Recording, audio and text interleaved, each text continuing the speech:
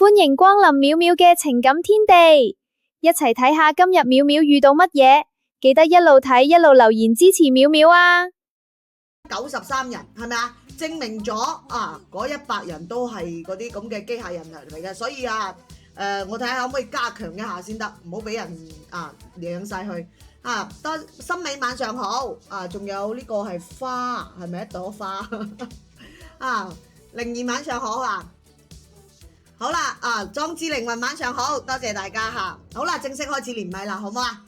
廢話唔多講，嚟聽唔明聽唔明有好多人聽得明唔係淨係得你噶嘛，係咪啊？嚟，喂你好，喂，係晚上好呢位家人，你好，淼淼你好啊，阿姨我咧好中意睇下你直播噶，我知道你個直播間咧好幫得人噶，阿姨我今日咧都有啲事遇到啲事咧，想淼淼咧你可以幫一幫阿姨我發生咩事咧？好似好傷心咁樣阿偉姐晚上好8730晚上好，甜甜妹晚上好多謝大家嘅支持多謝你繼續講落去，慢慢講冷靜少少有咩事淼淼會盡力幫你㗎，好唔好啊？好，唔該晒你淼淼，我咧都係一個苦命人，我個八一公咧走咗20幾年㗎啦，我今年咧都60歲啦。我一個人將我個仔咧拉扯大，成世人啦，我承認我自己係冇咩大嘅本事，但係我都盡量將我自己嘅仔係嘛養得唔俾人哋差，慳飲慳食，自己呢幾廿年嚟從來都冇享過一日福，但係當我將仔個養大咗之後，我以為咧仔大個咗我就可以享福啦。誰不知我依家俾呢個衰仔逼到去無家可歸發生咗咩事？你個仔唔孝順你，要趕你出門，定係儲咗新抱有咗老婆冇咗娘姐姐你冷靜啲我知道你唔容易，一個女人自己拉扯個細路仔一路長大係咪啊？你講講發生咩事，睇下我哋盡力去幫你好嗎？好，唔該晒你我同你講詳細啲啦。我咧就得一粒仔佢今年咧就38歲啦，一直咧都冇成家。前幾年拍係拍過，但係咧就人哋對方咧就嫌我哋屋企咧條件差，就唔肯嚟。其實我都好焦急噶，我都好真係好想話我個仔快啲成家立業咁可以安穩過日子。我都想享受下嗰啲兒孫要室嘅嗰啲日子咁前段時間咧，佢就拍咗個女朋友，我好開心噶，我就諗住咧，卒之咧有女仔唔嫌棄佢啦，肯嫁俾我嘅仔啦。但係點鬼知就係呢件事搞到咧，我依家無家可歸你慢慢講係咩事？各位家人七夕快樂死咯！你哋唔同我講七夕，一個唔拍拖嘅人完全唔知道呢啲節日你哋唔同我講，我都唔知道七夕身邊冇異性就係咁樣噶啦各位家人，大家要包涵嚟阿姨你冷靜啲究竟發生咩事？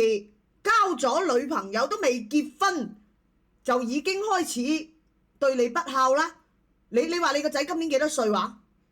今年38啦，個衰仔咧都成4張嘢噶啦。38歲一直都未結過婚冇一直咧嗰啲人對方拍係拍過，就話我哋屋企條件唔好咯，亦都話我仔咧唔嗲唔吊，所以人哋都一度談婚論嫁個個都走咗就唔肯咯。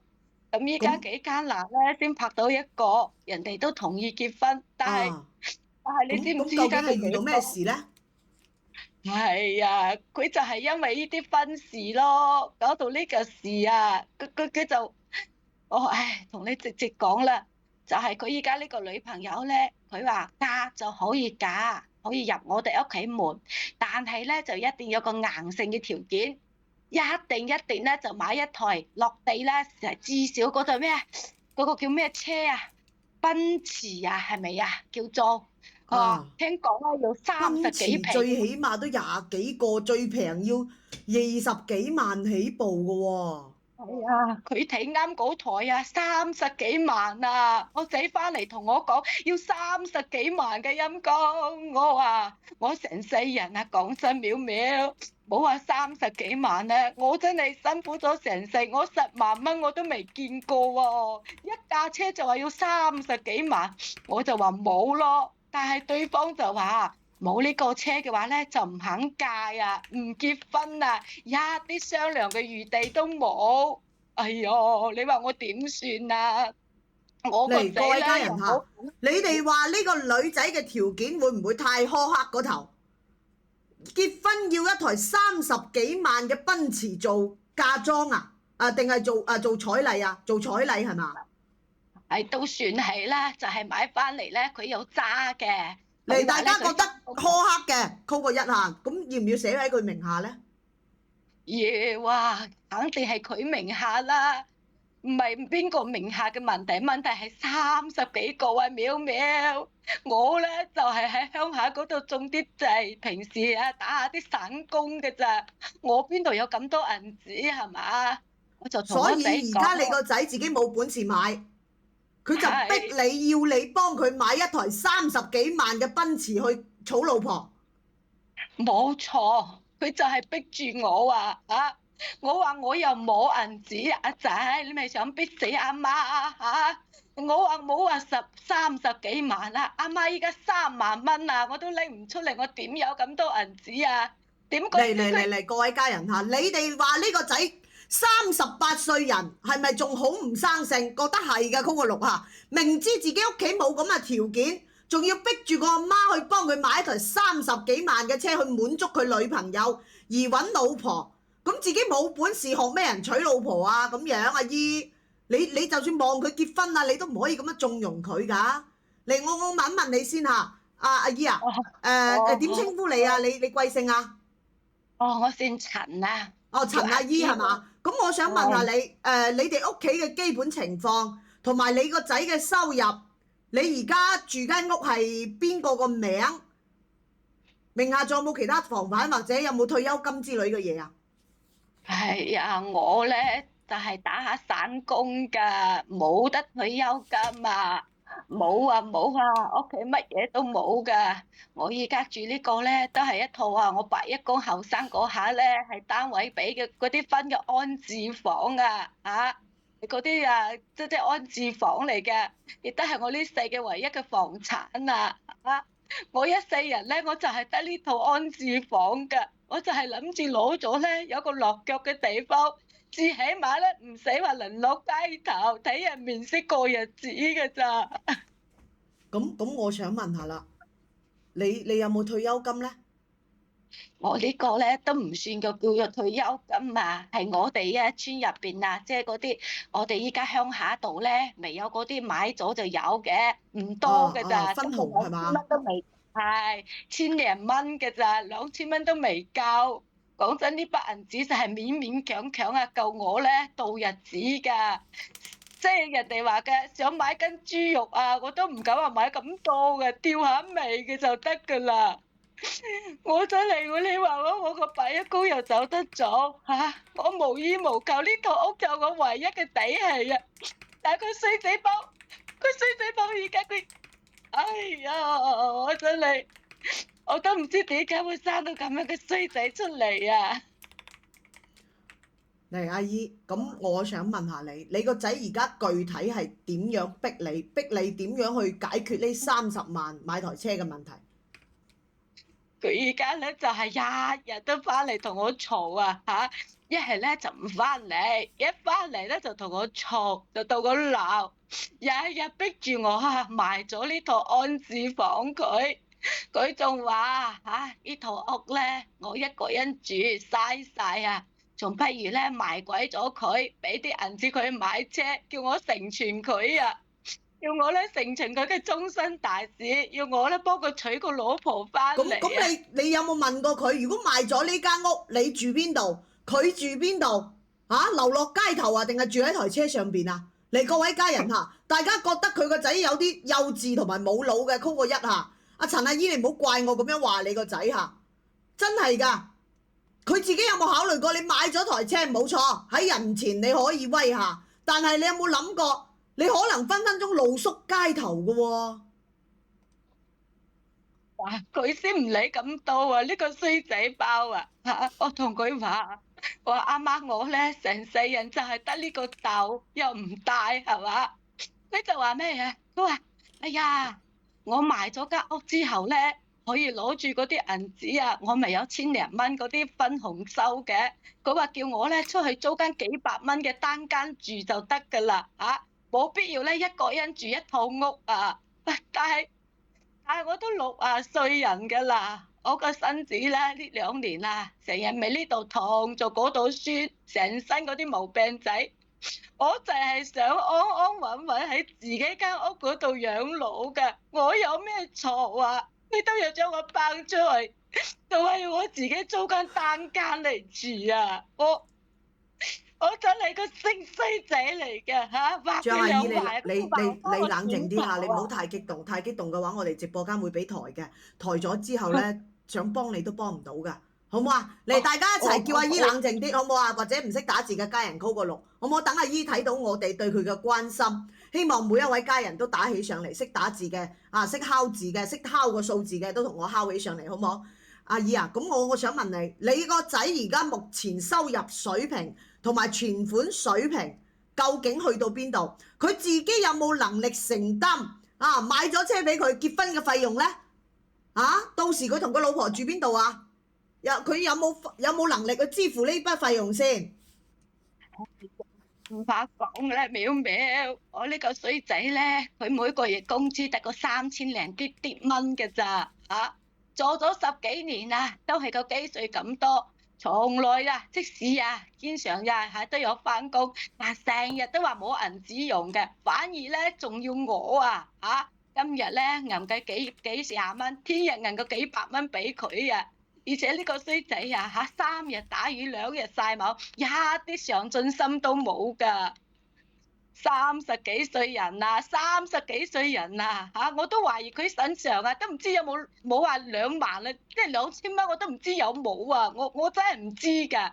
你話30幾個對，冇話佢咧，冇話我咧，對於佢嚟講都係一個天文數字啊！咁，我想問下佢女朋友睇啱佢乜嘢啊？嚟各位家人嚇，你哋覺得呢個女仔係咪真心中意呢個男人呢？覺得係嘅 call 1，唔係嘅 call 2嚇。要求一個每個月得個3000蚊工資嘅男人去買台30萬嘅車俾佢做禮金，但係佢每個月得個3000幾蚊嘅啫喎，連住嘅地方都有問題喎。佢淨係諗眼前唔諗以後，你覺得呢個女人有冇考慮過同佢長久咁樣發展落去啊？覺得冇嘅 call 個6好唔好啊？阿姨，我覺得呢個女仔你要提防下。咁我想問下佢女朋友係咩條件？佢個女朋友我咧聽我仔講過，佢咧喺嗰啲公司度翻工嘅，佢人工好似聽講咧有6000幾蚊一個月㗎，比我仔仲要高啊！係啊，所以咧可能因為佢條件好啲好鬼死高竇㗎次次嚟到我屋企叫都唔叫我㗎，都係我叫佢先認㗎仲要喺我面前話。哎呀，今日咧又話佢個閨蜜又買咗咩嘢車，聽日咧又話喺邊度買咗層樓反正咧佢嘅意思就係話，依家咧開口明價我哋要一架 Benz，即係嗰個奔馳係咪已經咧係好乜嘢嘅啦？如果唔係咧，佢就唔結婚喎。嚟各位家人嚇，如果你真心想同一個男人喺埋一齊，明知佢冇咁嘅能力㗎，有30幾萬存款，你會選擇兩公婆存起身啦，定係會即刻使咗佢？覺得係真心過日子嘅，係會存起佢嘅 call 1使晒佢嘅 call 個2嚇。我覺得呢個女仔有問題嚇。咁我想問你，阿姨，咁你而家個心入邊仲有冇其他顧慮或者其他擔心嘅嘢？淼講真啦，我咧亦都唔係話真係唔捨得呢套屋，唔係話唔想買，我係講我就係睇透咗我自己個仔，我知道佢咩脾性啊！如果話想指意佢以後啊，晚年可以俾啲好嘅生活我啊，咪死指意嘅，諗你都冇諗啊！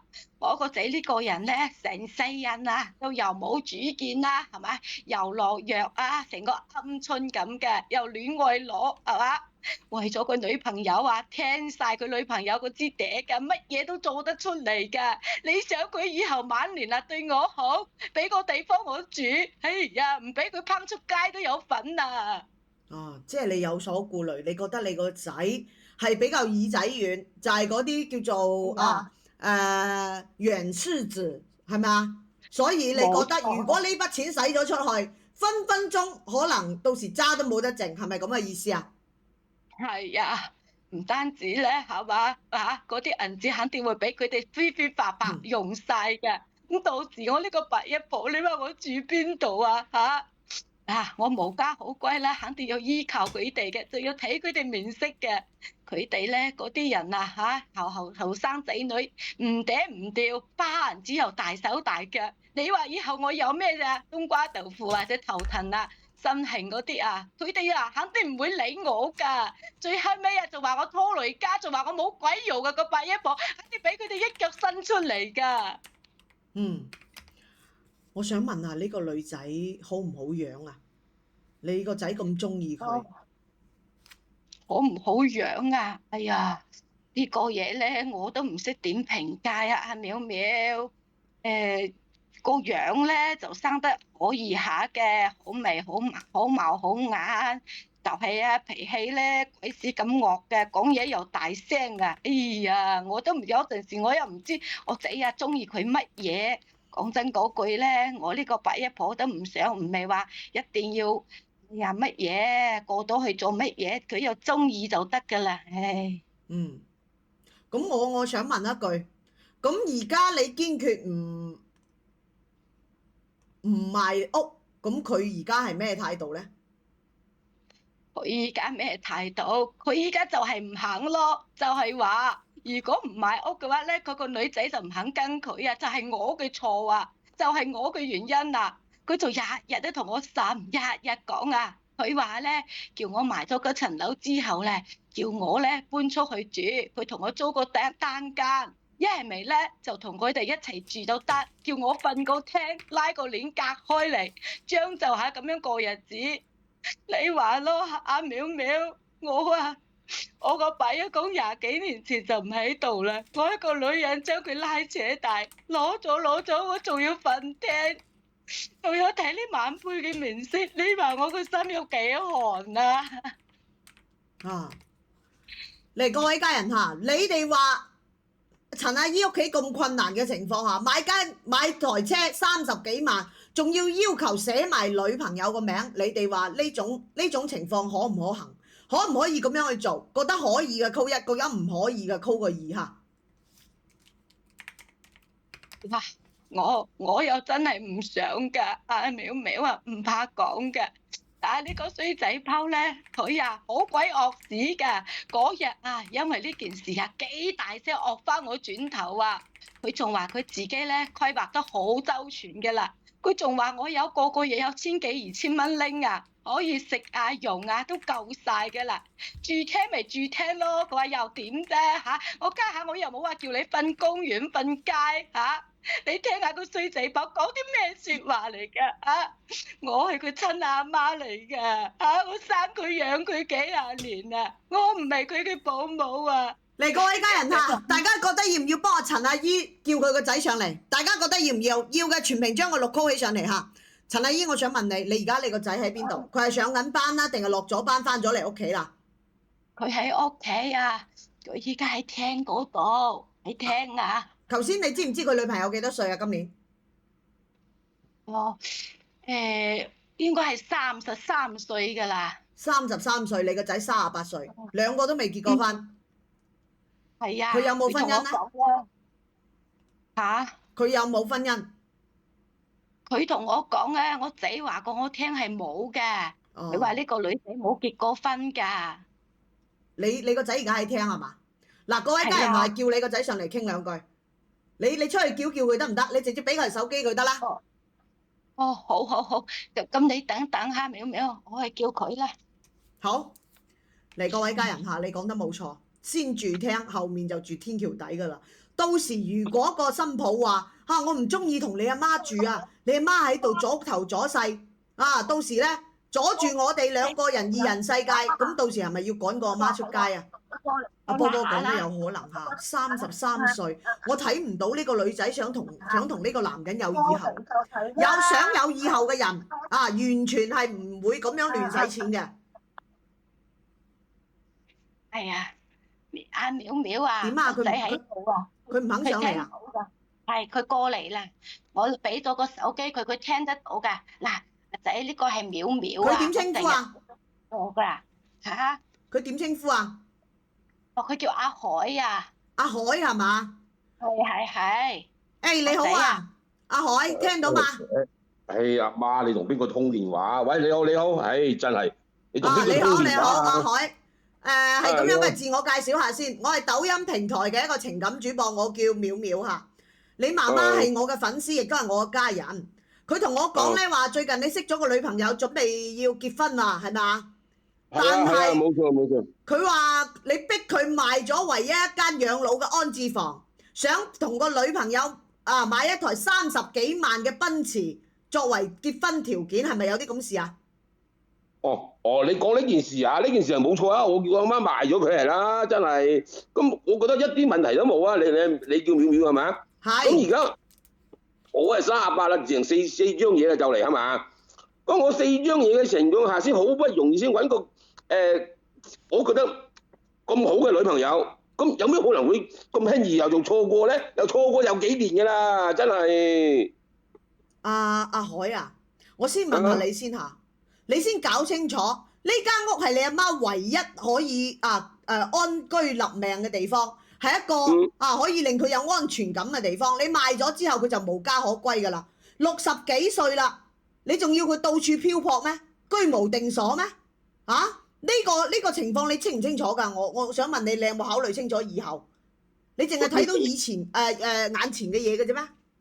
有咩話清唔清楚？佢自己個月有1000多2000蚊嘅收入係嘛？咁租個大約200-300蚊啊，仲有1000多蚊夠佢使啦係嘛？只不過佢嗰啲人咧老咗懵咗，咁咧就唔夠格局，唔夠開又自私，咁守住間屋做乜嘢啫？一個百億鋪你守住間屋做乜嘢？我想問下，你到時帶唔得落去係嘛？你可唔可以為個仔犧牲少少啊？真係老人家一世同你犧牲已經仲唔夠大啊？養到你38歲啊，咁仲叫唔為你犧牲啊？嚟各位家人你哋話呢個阿姨係咪已經為兒為女犧牲咗一世？覺得係嘅嗰個六哇！你咁樣講嘢，咁樣話你阿媽嘅你而家擺明喺度啃老啊！你有冇咁離譜啊？講個咁嘅説話，你有冇諗過你講呢啲説話好傷你父母嘅心㗎？你阿媽20幾年前就一個人去拉扯大你而家38歲啦，你自己冇能力，你仲要喺度怪個阿媽？喂，我想問下，全世界啲阿媽係咪應該要為個仔咧？我想問下咧，我天公地道嘅事情，點解喺你個直播間入變咗係全部都我錯咧嚇？你冇錯咩？嗱，直播間所有都係叔叔阿姨哥哥姐姐，等佢哋嚟評下你啦。各位家人你哋話呢個仔咁樣做有冇錯？咁樣講嘢係咪好寒父母嘅心？覺得係嘅，全名將個8call起上嚟你自己望住公屏，睇下各位叔叔阿姨哥哥姐姐係點樣去話你嘅。你真係咁離譜嘅咁樣講嘢，我仲想問你一句啊。咁我想問你，如果呢個女仔真係咁好嘅話，點解佢同你考慮嘅而唔係以後，而係當前嘅虛榮心呢？你覺得呢個女仔係愛你嘅，應該係講長遠嘅，未話啦，使咗30皮入去。我想問你，養車唔使錢啊？加油唔使錢啊？你養唔養得起啊？得個3000幾蚊一個月工資加油加唔加得起啊？你知唔知Benz 加油加一次要幾多錢啊？你半個月嘅糧啊！我話俾你知，你真係而家離晒譜嘅。喂，成家立業，個個都結咗婚之後，生活就慢慢好過啦。仲話你仲話做主播，仲話做咩淼淼係嘛？即主播嗰啲咧，肯定要講道理噶嘛。個個都係成家立業，日子慢慢好過係嘛？你阿媽話你10幾年嚟你個工資都冇漲過你真係離晒譜嘅。如果你係有上進心嘅，你早就已經唔係3000幾蚊啦。你而家已經步入中年㗎啦。你而家再唔努力嘅話，你覺得你仲有冇機會啊？嚟各位家人嚇，你覺得淼淼講得有冇錯？講得冇錯嘅，扣個6，係咪啊？真係離晒譜嘅。如果你真心揾一個女仔係同你真心過日子嘅人，根本就唔係咁樣大手大腳，佢會睇住你嘅荷包去同你去慳錢，同你去點樣操持呢頭家。呢啲女仔先至係你要揾嘅，而唔係揾一個攀比嘅有虛榮心嘅。你今次滿足到佢 Benz， 咁我想問你一句啦，以後佢要棟樓，你買唔買得起俾佢？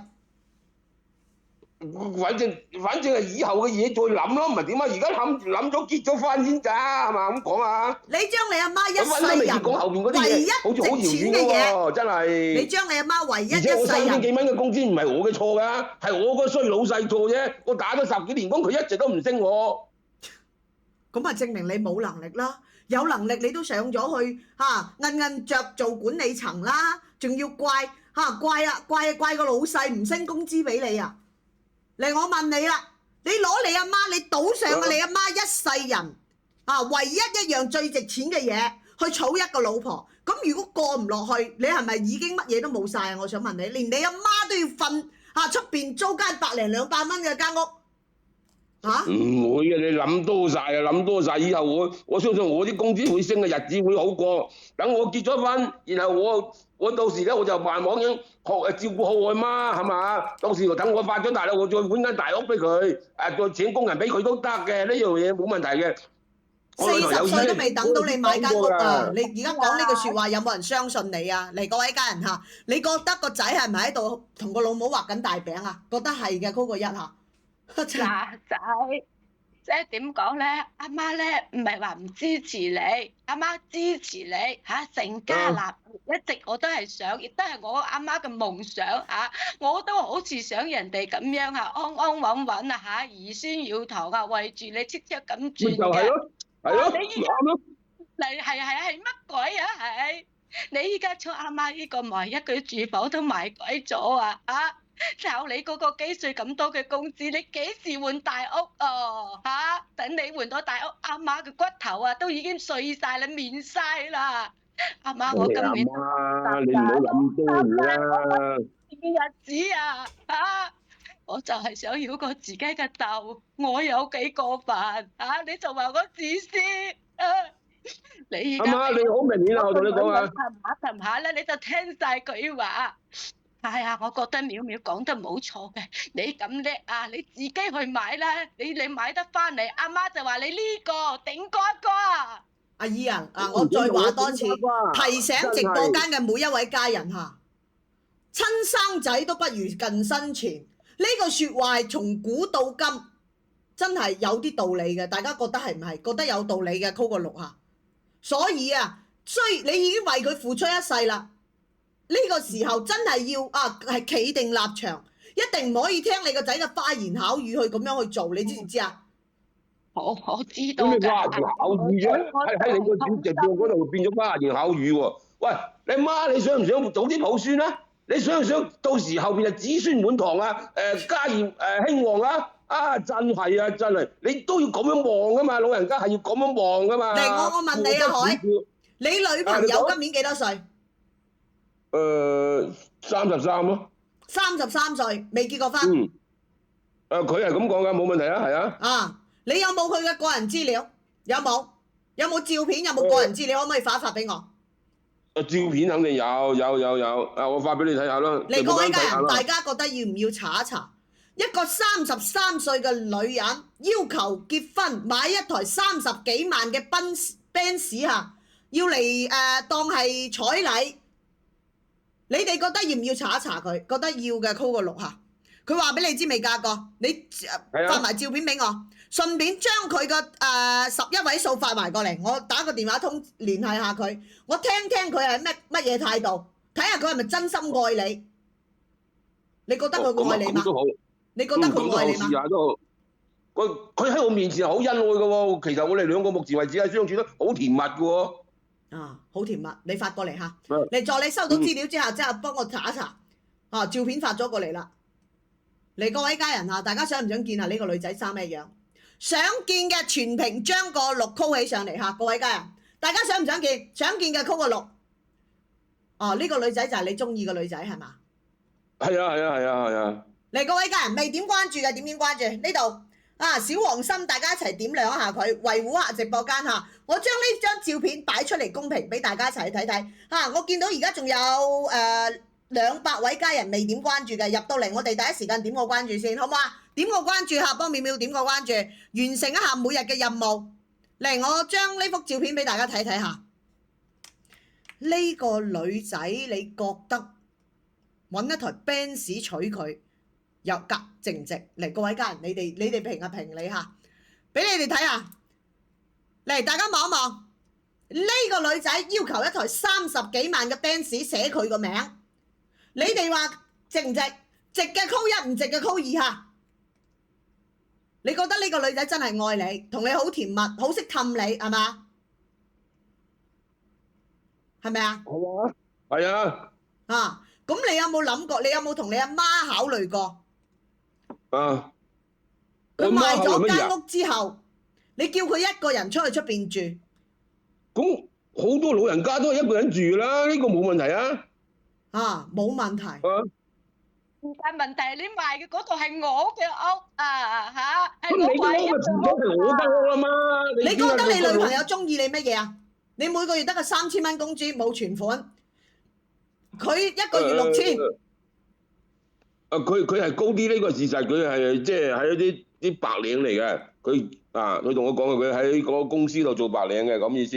咁佢話佢對我講咧，佢係揾個老實嘅。唔出去咩滾嘅，就算少啲工資佢都肯嘅，咁嘅人，咁我咁難得我寫死張嘢，我揾到咁好嘅女朋友，我肯定係滿心歡喜啦，係嘛？阿助，你爭緊時間收到佢個人資料之後，幫我查一查嚇，唔需要查太多嘢，有冇查過佢有冇曾經有過婚姻就得啦曾經有冇婚姻就得啦，其他嘢冇必要查咁多嚟，阿海係嘛？嚟，我問多你一次你覺得你而家3000蚊，你女朋友6000蚊，加埋都唔夠1萬蚊嘅工資，30萬嘅 Benz，後續嘅養車保咩險、油咩費，生活嘅開支同埋婚後嘅成本，養細路、養你阿媽，呢啲點樣去分配？1萬蚊點樣分配出嚟？我問一問你，你有冇諗過？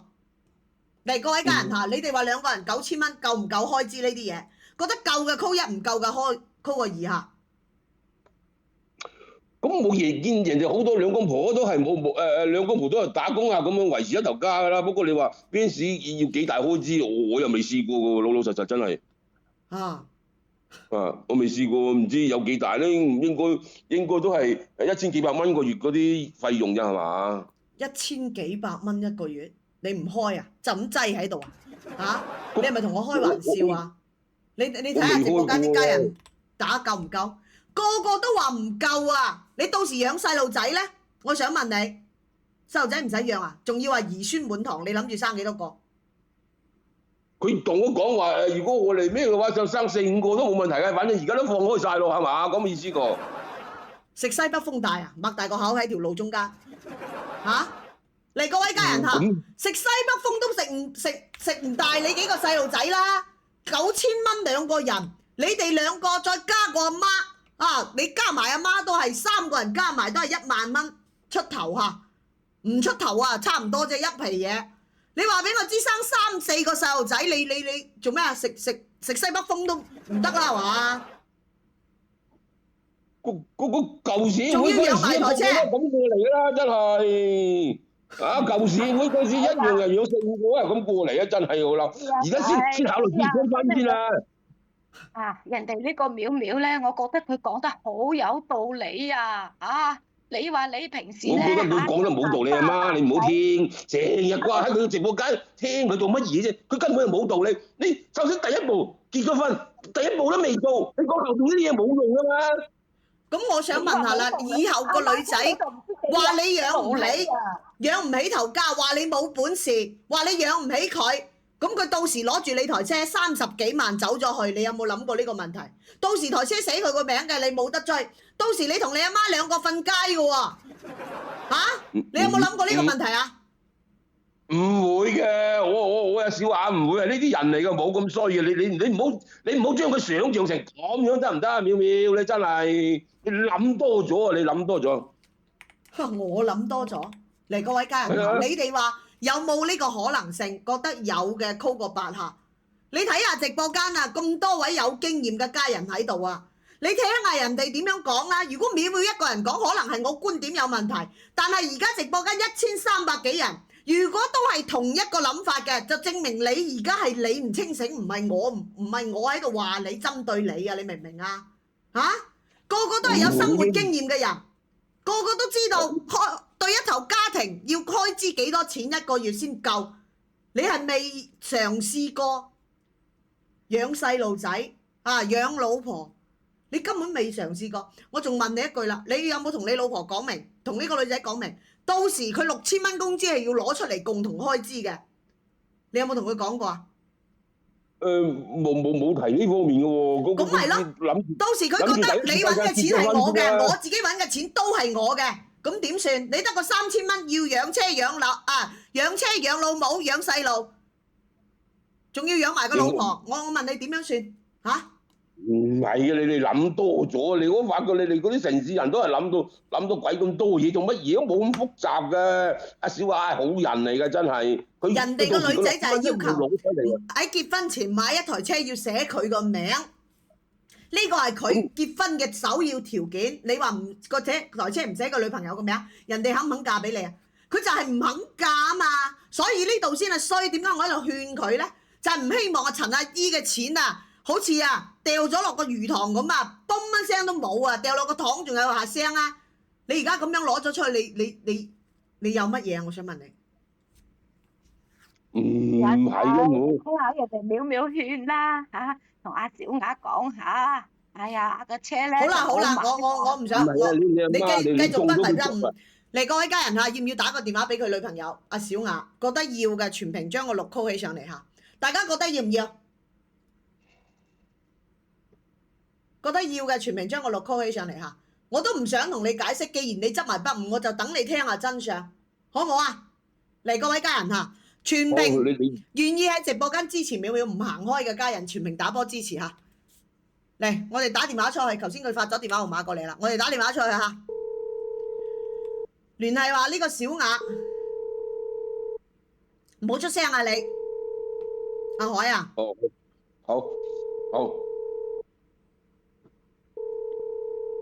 喂，你好。你好請問係咪小雅？係，我係小雅，你邊個啊？我唔識你喎。你好我係抖音平台嘅一個情感主播，我叫淼淼。係咁樣嘅，聽講咧，你男朋友阿海最近咧，你同佢有結婚嘅打算，係咪啊？係咁樣嘅。其實咧，今日咧，我哋接到個求助，係我哋直播間一位家人阿海嘅媽媽求助於我哋嘅。佢目前咧係因為你要求結婚前一定要買台30幾萬嘅 Benz 嘅呢個問題同個仔兩個鬧到徹底咁樣喺度僵硬咗，所以咧而家阿海咧要求佢阿媽將唯一養老嘅房賣咗出去，到時就無家可歸噶啦。所以我想問你，既然如果你係真心同阿海喺埋一齊嘅，呢樣嘢可唔可以大家協商一下，得唔得咧？協商哇！我聽明白你嘅意思啦，即係阿海嘅媽去求助你，唔肯賣屋嘛，係咪咁嘅意思啊？我同你講啊，呢本來就係結婚嘅基本條件噶啦，買車喎，係嘛？邊個結婚唔要啊？我覺得我要求一啲都唔過分啦，好合情合理啊！我又唔要求佢俾幾多彩禮我，都唔要求佢買新屋，只不過係要一台Benz啫。我已經讓步好多啦，係咪？一般人都冇嘢咁低要求啦，要車要屋要禮金啊！我只不過單要一台車啫喎。咁我想問你啦，你清唔清楚你男朋友嘅能力到邊度？聽佢阿媽講，佢話每個月佢工資阿海得個3000零蚊嘅啫，佢嘅存款可能加埋都係得個4位數。係完全冇能力去買車同埋以後嘅養車㗎。你都清楚啦，賣咗屋之後，佢阿媽60幾歲啦，到時無家可歸，仲要出去租間100零200蚊嘅屋住。我想問你啊，你係真心過日子嘛同佢？我哋咁講嘢就唔啱噶啦喎，佢冇能力，咁佢媽有啊嘛，佢媽有能力啊嘛，加上佢阿媽就得我男朋友阿海一粒仔嘅咋，嗰間屋遲早都係阿海噶啦，早啲賣咪早啲用咯，錢用喺刀刃上先更加值錢啊！為咗個仔結婚，為咗個仔嘅終身大事，付出少少唔係好應該嘅咩？天底下父母唔都係咁樣咩？都希望個仔又成咩家立咩業㗎？人哋先成家再立業啊！做父母唔應該為隻仔女着想嘅咩？仲有，即係你意思係話一定要買台車，係冇得商量，好合情合理啊！我覺得我唔應該再妥協㗎啦。加上我同你講，我身邊嗰啲閨蜜，佢哋結婚冚唪唥啊，全部都係豪車標配嘅。人哋結咗婚之後，婚後呢都係風風光光㗎。結婚啊，連台奔馳都冇喎，咁我肯定會俾啲親戚朋友笑死㗎。我啲唔起呢個價啊！咁婚姻呢要有牌面㗎嘛，要有物質基礎㗎。如果唔係嘛，婚後啊因為啲雞毛蒜皮嘅嘢係嘈交咁，我唔想睇到咁樣嘅婚後生活啊！咁既然係咁樣嚇，但係我叫阿海上嚟同你傾兩句，好唔好啊？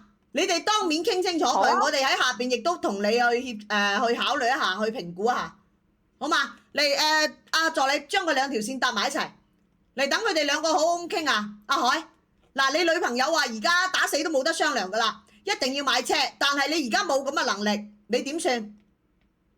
哎呀，咁點啊？阿小華，咁而家我阿媽。佢鬧實佢都唔肯賣間屋，佢年紀又大又思想又保守又唔肯，咁樣得唔得啊？少華，不如我哋結咗婚先好唔好？等我努力再揾多2蚊咧，我哋到時再換買部靚啲車得唔得？咁樣遲啲買得唔得啊？唔好，唔得，絕對冇有商量嘅餘地，冇有 Benz，嗰個婚係咪死之再結啦？阿海，你自己係諗過讀過啦。你38歲㗎啦，你一事無成啊，要申請3000蚊，又冇屋又冇存款，我可以睇啱你，同你拍拖啊，已經對你係最大嘅讓步啦。你而家仲同我講埋呢啲，我同你講啊，冇得商量。如果唔係睇住你老老實實，仲有呢個老母可以兜底面面嘅話，我都唔諗住話使咁多時間同你耗咁耐添。你冇本事揾銀紙唔成算嚇，剩阿媽咩寶男，仲要靠你媽嚟成全喎，連你阿媽你都搞唔掂，拿捏唔到，你算得咩男人啊？一啲擔當都冇，唉，我真係睇錯你。嚟各位家人嚇，你哋覺得呢個女仔係咪真心愛阿海？覺得係嘅，扣一；唔係嘅，扣個2嚇。阿海，你自己聽下嚇，如果一個女人真心愛你嘅話，會唔會同你講呢啲説話？會唔會叫你賣咗你阿媽唯一嘅間屋去滿足佢自己嘅慾望？個阿媽啊，點啊？你換咗佢一定點樣啊媽？我點樣㗎嚇？你哋自己後生嘅事啊！你做咩用我一個老人家嚟埋單啊嚇？我同阿仔，人哋呢個淼淼咧，我一直聽住啊，我覺得佢講得好啱啊嚇！呢個女人啊，我就睇佢啊，就係唔係真心同你過日子嘅。如果佢真係真心想同你過日子，就唔會話要求買咁貴嘅車啊！邊度係有過日子嘅女人咧？仲要話賣咗我間屋嚟成全你哋啊嚇！你哋後生嘅體面啊，點解要我一個老人家啊犧牲嗰啲餘生同安穩嚟換啊？我話俾你聽啦，我唔地唔換啊，唔買啊！唔買啊！哇，好好聽啊，好有底氣，好文氣啊！阿姨，我問你啊，結婚係咪一世嘅大事啊？係我呢一世最緊要嘅大事啦！我冇可能委約過自己嘅，你唔捨得買屋嘛，唔捨得你間屋嘛，咁都冇有誠意娶我過門啦！既然你哋屋企連30皮嘅車你都唔捨得俾我買，咁我哋冇必要再咁啊繼續落去啦！大不了啊，我同你仔分開咯，訂包咯 ，Sayonara 啦，拜拜咯！嗱，你聽到啦，仔嚇，人哋話唔買車嚇，就唔同你喺埋一齊啊！聽到未啊？人哋係要嗰架車，根本就唔係想同你過日子啊！我估下你唔係嘅，我哋係真實喺埋一齊嘅，小夏。我都已經安排好晒㗎啦，你到時到時等我阿媽去出住嗰出租屋，揾個200-300蚊嗰啲就得啦，係嘛？到時咩咯？到時如果係喺埋一齊嘅，到時我哋拉個窗簾，佢哋聽唔到晒，唔耽誤我哋兩個人啲生活噶嘛。反正出街有面就得啦，係嘛？將就一下得唔得啊？嚟啊，小雅，你同呢個男人喺埋一齊，純粹係為咗台車啊，定係真係想同佢過日子㗎？我想問你一句。冇台車就係直接分都堅決唔結㗎啦，係咪咁嘅意思啊？小雅，聽唔聽到我講嘢啊？嚟，各位家人嚇，我真係喺呢個女人身上完全睇唔到任何嘅誠意，任何嘅係有感情嘅人，大家覺唔覺得係？係咪啊？大家你話呢個女人有冇半？佢斷咗線啊！嚟同阿助理姐打電話叫佢翻上嚟，真係離晒譜嘅，真係。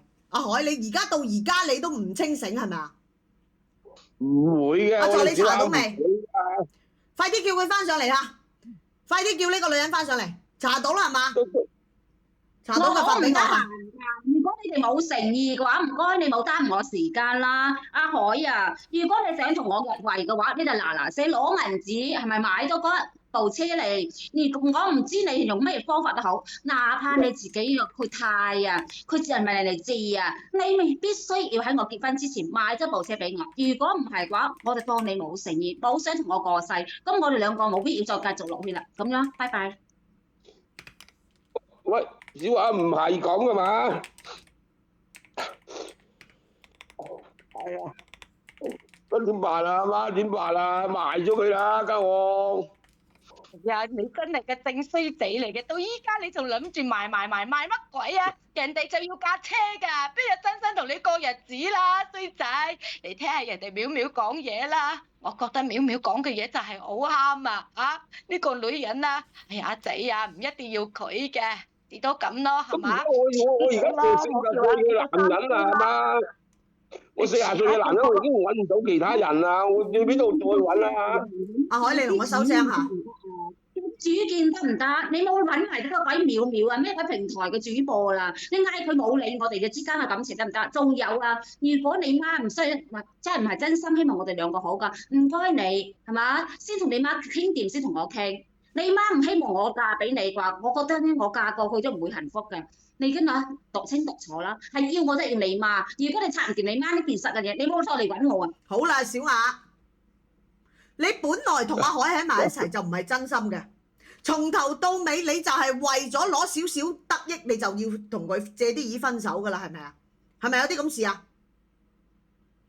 喂，你冇屈得同我屈喎！啊，你喺邊方面睇得出我就為咗個銀紙啊？我如果我為屈你咗個銀紙，我點解唔提佢？係咪要落俾咩彩咩禮啊？嚟，咁我問你一句啦，你本身有婚姻嘅，你點同阿海結婚啊？你講乜嘢？我邊有婚姻啊？我單身啊！我單身係32年啦，我邊有婚姻啊？單身嚟，助理將你頭先查到嘅嘢發去俾呢個小雅自己睇下嚇。頭先阿海已經提供咗你個人嘅資料俾我哋查咗噶啦，我哋亦都核對過照片噶啦，確實係你嚇。佢而家未到呢個程序，但係佢騙啫，想啫，想喺呢個男人身上攞啲嘢，然後咧到時咧就因為講話我同你性格不合你冇本事我唔想再同你喺埋一齊啦。但係台車已經寫咗個名啦，你都攞唔翻，你自己望一望下，小雅。你喂，呢個淼淼，你個主播仔關你叉事啊？點解我同阿海之間嘅問題係咪關你咩事啫？阿海，你聽我解釋啦，根本唔係佢諗嗰個，又唔係佢知道。聽你解釋乜嘢啊？海，嚟發多份俾阿海同阿陳姨啊！你自己親眼睇下，呢個女人根本就係有婚姻在身噶，佢點同你結婚啊？咩情況啊？究竟？佢話俾你知佢係單身嘅，從頭到尾冇一句真心説話。佢就係想喺你身上攞走咗呢筆錢之後，攞咗呢台車之後就借啲意同你分手啦。唔係話你冇能力，就係話你到時性格不合噶啦。你自己諗清楚下，你自己睇真啲下。使唔使我聽日同你去邊度去核實一下？海啊，佢拆晒我嗰啲感情啊！阿海，你聽我解釋好唔好？我同我嗰個老公係冇感情㗎啦，我哋即將要分開㗎，而家係緊冷戰分開嘅狀態㗎咋，好快我同佢自己開分開證㗎啦。你好快。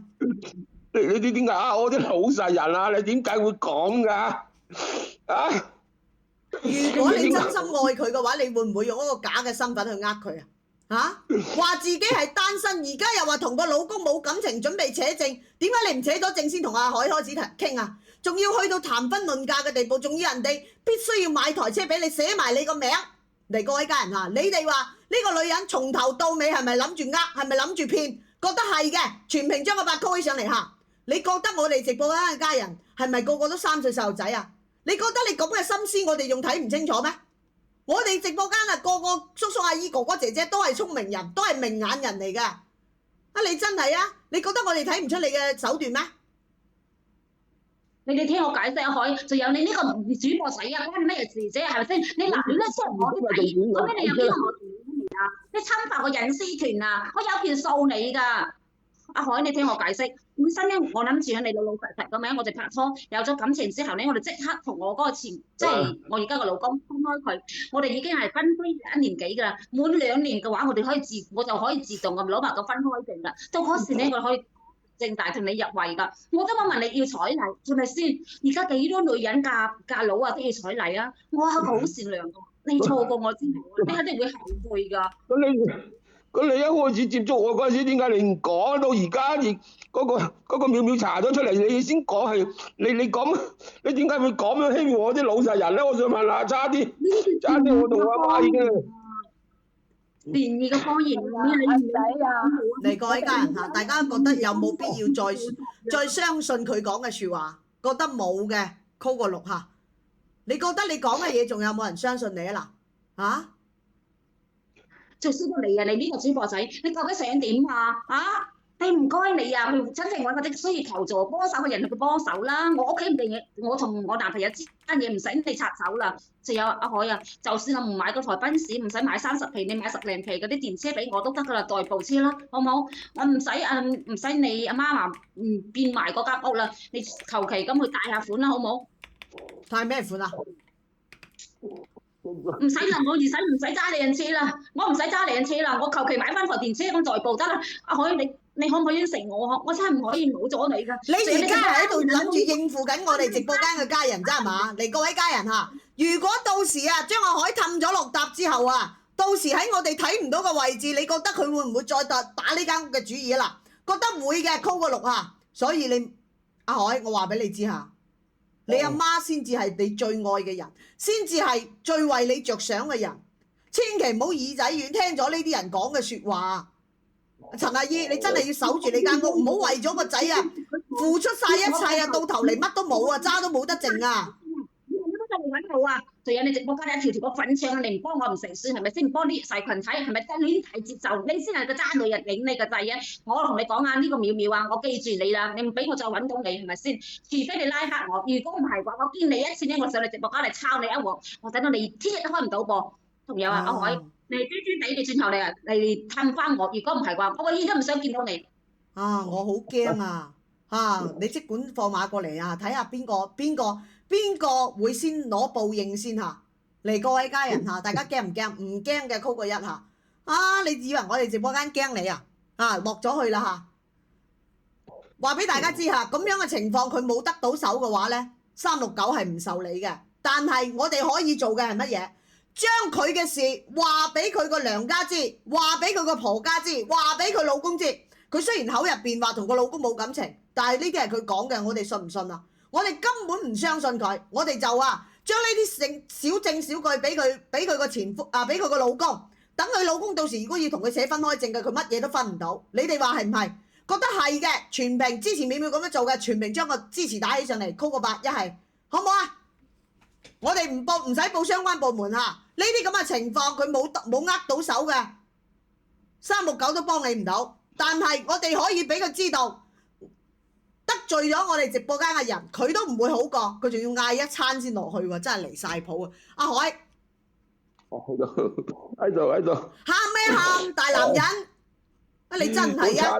我唔想嗌你嘅，30幾歲人啊，唔該你啦，生性啲啦。如果今日唔係你阿媽上嚟求助嘅話，你真係啊逼個老母去啊賣咗間屋㗎啦，到時你啊渣都冇得剩啊！正衰仔嚟嘅真係，我而家代你老母教訓你啊！我話俾你知，對唔住啊，真係對唔住。唔好喊啦，唔好喊啦，有咩用㗎嚇？嗱，不過咧都好彩及時止損，係嘛？哎呀，多得秒秒㗎，多得秒秒啊！如果唔係嘅話咧，哎呀，真係唔知會造成幾大嘅損失啊！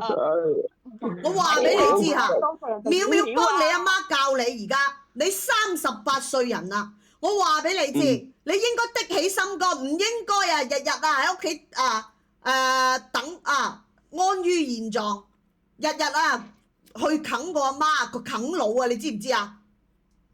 唔好再擺爛啦，主動去學習啲技能啊，去提升下自己嘅工作能力啦。10幾年嚟冇升過工資，你都唔識反省下自己嘅。你阿媽仲可以支持你幾多年啊？佢已經60幾歲㗎啦，我話俾你知，你阿媽已經扶持唔到你幾多年㗎啦。所以我話俾你知嚇，你真係要好好地思考下呢個問題。第二，仲有你個結婚係核心係要睇人品、睇擔當、睇包容、睇奮鬥。咩買豪車啊、買豪樓啊呢啲咁嘅排場俾外人睇㗎咋，永遠都唔長久、唔幸福㗎。知道啦，以後都唔好夠膽壓榨父母嚟換自己嘅體面啊，知道嗎？以後都唔夠膽諗啊！差啲俾佢困咗我。收喺你啲眼淚啊！仲有你啊，呢啲咁嘅懦弱啊，呢啲冇主見嘅性格啊，做人啊，做男人要有膊頭㗎，要有骨氣㗎，做人做事要有底線㗎。父母先至係為你好嘅人，真心為你好嘅人啊！你要記住啊！知道。嗱，快啲多謝秒秒啊！如果唔係嘅話咧，我哋真係大劑㗎啦，乜嘢都冇晒㗎啦嚇！哎呀，秒秒啊，今日真係唔該晒你啊！我知道咧，唔該晒啊，唔該晒你啊，秒秒啊，唔該晒啊，真係。嚟，大家覺得秒秒教得佢啱唔啱？覺得啱嘅，扣個6下。有咩補充嘅，可以打出嚟公屏上邊嚇。如果秒秒有乜嘢冇講啱嘅，或者講漏咗嘅，你打出嚟公屏上邊，我幫你轉達，好唔好啊？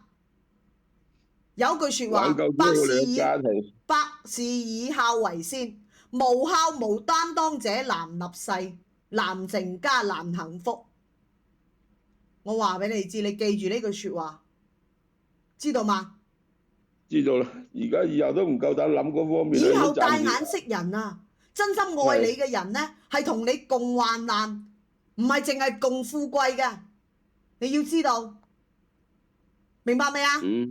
明白，以後都唔夠膽咁諗啦，差啲激死我啊！秒秒日日喺度幫人教仔教女嚇，真係嬲到我。好啦，阿陳阿姨，唔好再傷心啦嚇，有乜嘢事即管嚟揾秒秒。好嘅，好嘅。唔該晒，唔該晒，秒秒。多謝你啊，秒秒，多謝晒你同埋直播間咁多家人啊！如果唔係嘅話，呢頭家就會散㗎。阿姨我都會流落街頭啊！唔該晒你哋啊，多謝晒，多謝晒。阿衰仔，快啲多謝秒秒啊！多謝秒秒同埋你啲家人粉絲啊，幫咗我哋咁大個忙，揭穿嗰衰女包嘅嗰啲陰謀啊，挽救咗我家人，真係唔該晒你啊，唔該晒你啊，秒秒同埋你啲家人啊，波仔話齋，放心下各位家人，我一定會叫助理將頭先嗰個錄音錄屏全部切片發俾佢嘅家人嚇，唔單止係佢老公，仲有佢嘅外家佢個娘家，仲有佢嘅婆家，我都會一並查出嚟，但係要少少時間嚇。而家助理喺度做緊嘢，你放心嚇，一定會第一時間通知佢嘅。我哋唔會白白咁樣俾人嗌咗而唔去出呢啖惡氣嘅，知道嗎？大家放心嚇，將呢啲事情交俾秒秒就得啦。嚟阿海地落咗去啦嚇。咁未點關注嘅家人，我哋將關注往上點一點，嚟將下一位嘅家人拉上嚟嚇，揸緊我哋嘅時間，可以幫得一個是一個，可以幫得兩個是兩個，好唔好啊？嚟各位家人嚇，全屏正能量打起上嚟，歡迎打起上嚟，好唔好？嚟將下一位家人拉上嚟，喂，喂，係晚上好，你好啊，你好啊，你好啊，苗苗，阿苗苗啊，即係我依家走上嚟啦，就想求你幫下我，因為我依家哎呀六神無主咁，亦都走投無路啦。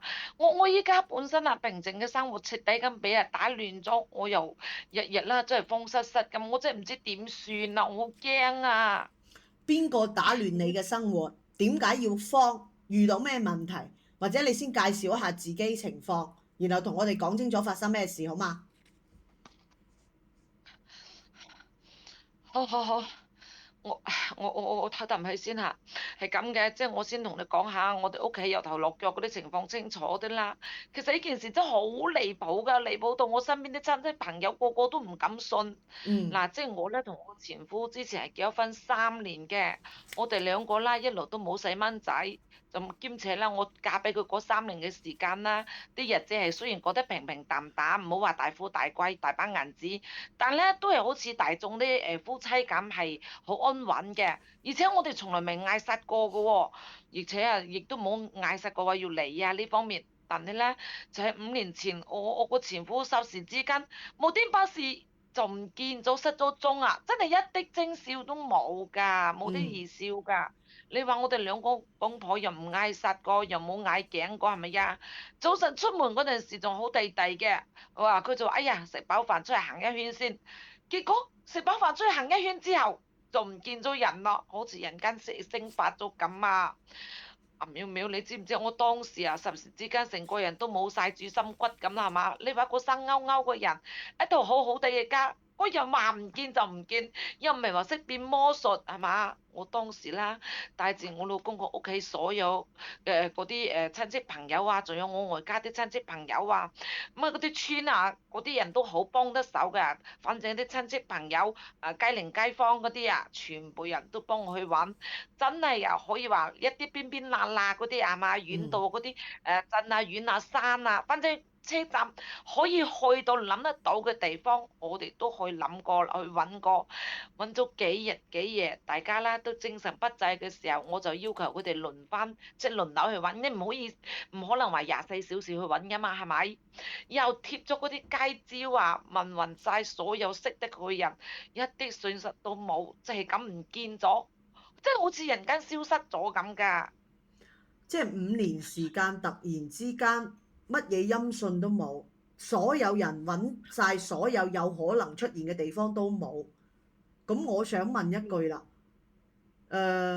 佢走即係唔見之前，有冇任其他唔對路、唔尋常嚇，或者係同平時唔一樣嘅舉動啊、行為啊嚇，或者你覺得唔對路嘅地方咧，有冇啊？我頭先都同你講啦，我哋兩公婆冇嗌殺過，亦都冇鬧過要離啊咩嘅，係咪呀？出門之前係好好地地嘅冇㗎，霎時之間話唔見就唔見。咁我想問下啦，咁5年前突然之間失聯，咁後邊你係點處理嘅咧？一直等住啊，定係點樣咧？梗係冇可能就咁低等啦，係嘛？我之前啊，佢唔見嗰陣時都揾埋所有親戚朋友幫手揾，我就日日啦，真係啊，日日都食唔落，瞓唔着，係嘛？真係驚佢啦，就出咗事，又驚佢即係咪遇到啲咩危險呢方面，實在揾唔到人，我咪唯有報嗰啲相關部門啊嘛。嗯相關部門嗰度咧，聽到亦都好重視，亦都立咗案，但係咧。嗰邊咧亦都排查咗所有嘅線索，嗰啲眼仔啊，嗰啲行車記錄儀啊，嗰啲哎呀，反正通訊信息嗰啲手機咩都即係經過檢測成都冇5年嘅音訊。時間，冇真係可以套咗嗰句説話，生唔見人，死唔見屍嗰種㗎。你5年嚟，我真係捱得好辛苦啊！我仲要照顧佢阿爸阿媽，年紀又大咯，又要守住呢頭家。就一路咁等，就希望佢可以翻嚟，好似人哋話嘅世界咧就有奇蹟出現㗎係嘛？突然之間飆喺我面前，但係咧就咁啊，日日希望，日日失望咁，足足等咗成4、5年，一路到舊年啦。即係啦，即係冇辦法啦，冇任何辦法。嗰相關部門嗰邊亦都同我哋講咗，係嘛？失蹤咧滿5年，即係4年就可以啦，就係長期冇啲音訊啦，就可以辦理嗰啲咩銷戶啊。咁啊銷咗戶之後啦，等於我同佢嘅之間嗰個分咩因啊，就係屬於自動解除㗎嘛，係咪啊？其實啦，我真係俾佢逼到冇辦法嘅，我先要辦你呢啲嘢。你話我守咗咁多年，足足4、5年嘅時間，我唔可能話一世就咁盲舂舂咁守落去，係嘛？守住一個冇消失嘅人咁過日子，咁啊燒咗之後啦，喺即係層面上啦，我咧就係已經冇咗啦，明白嚇？呢個唔使明講啦，明白聽明，即係已經唔見咗5年。揾嚟揾去都揾唔到啦，報咗無子叔叔又冇結果，到最後咧就同佢解除咗嗰啲關係，係咪？亦都同佢燒咗鑊，咁呢個完全合規合法啦，冇問題啊。咁你而家出現咗咩問題，覺得咁困擾咧？即係我個前夫啊，我頭先咪同佢講嘅，失蹤足足成5年嘅，冇啲嘢消失嘅嘛，係咪啊？但係人都以為佢唔喺人世，或者出咗咩意外㗎啦，係咪啊？結果啦，就係呢一排啊，佢哎呀真係好似變魔術咁啊！我之前成日咁扮嘅都冇扮到，佢而家霎時之間就出現喺我面前，翻咗嚟又冇得徵兆㗎，就衝入我哋屋企，盲舂舂發晒癲咁，喺我屋企又打又鬧又拆骨咁，同我屋企啊拆晒，我根本都制止唔到佢。再加埋我依家啦，已經係重組咗自己嘅家庭啦。燒咗戶之後啦，我朋友啊、親戚佢哋介紹啊嘛，我就識咗我依家個老公，兼且我哋啊都係踏踏實實咁過日子，做生咗個好得意嘅 BB 係咪啊？本嚟我嘅生活咧已經步入咗正軌㗎啦，係咪？我亦都係即係就好安穩啊，又幸福咁嘅。但係佢而家突然之間翻嚟，係嘛？即係打亂咗我嘅新生活啊，又毀到我平時嘅平靜。佢日日走嚟我屋企就嘈，又鬧，又揼嘢，係嘛？糾纏我。我爸阿 Sir 咧，一時啊亦都話真係好難解決呢件事。我而家真係冇晒符啦。傻妙妙啊！我平時又睇你直播嘅，我依家我想求下你幫下我，睇下點可以解決呢個問題，唔好俾佢糾纏我，好唔好徹底啲啊？咁樣嚇，我同你梳理一下你頭先所講嘅情況，好唔好啊？嚟各位家人嚇，你哋認真聽一聽。如果係啱啱嚟嘅家人唔知發生咩事嘅，我亦都同大家講講。今日咧呢位姊妹啊，點稱呼你啊？唔好意思，我唔記得講啦，我姓郭嘅，叫阿美珍。郭美珍係嘛？今日呢位家人上嚟求助啊，叫美珍。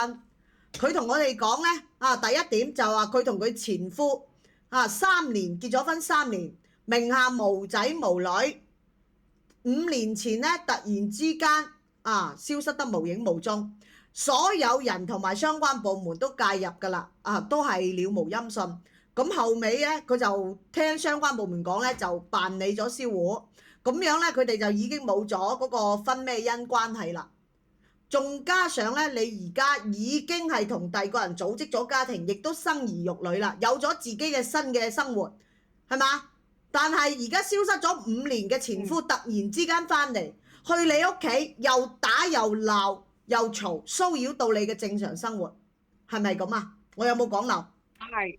冇，你講到一啲冇錯係嘛？就係咁嘅。所以我依家真係好冤屈啊！我又冇做錯任何事，你話我點解要承受咁嘅事？我而家真係唔知點算好啊！咁樣嚇，阿美珍，你將你嘅前夫嘅聯繫方式發俾我先，我了解下咩情況。第一，了解佢到底而家係咩心態；第二，了解下佢呢5年嚟唔見咗，到底去咗邊度？翻嚟嘈你又係因為乜嘢？好唔好啊？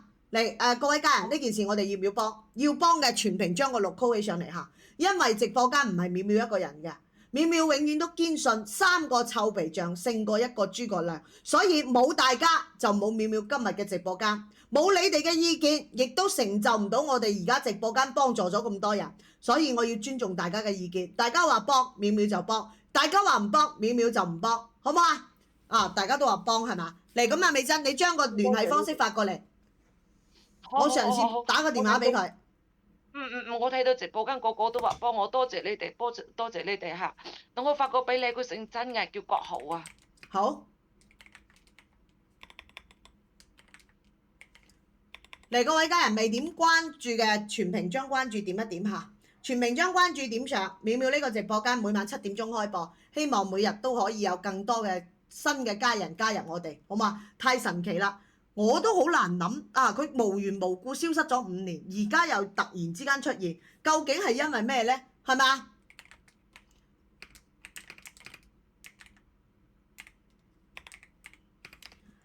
嚟助理收到未？收到嘅打電話出去嚇，收到啦係嘛？嚟，我睇佢頭先發咗過嚟，叫做曾國浩啊。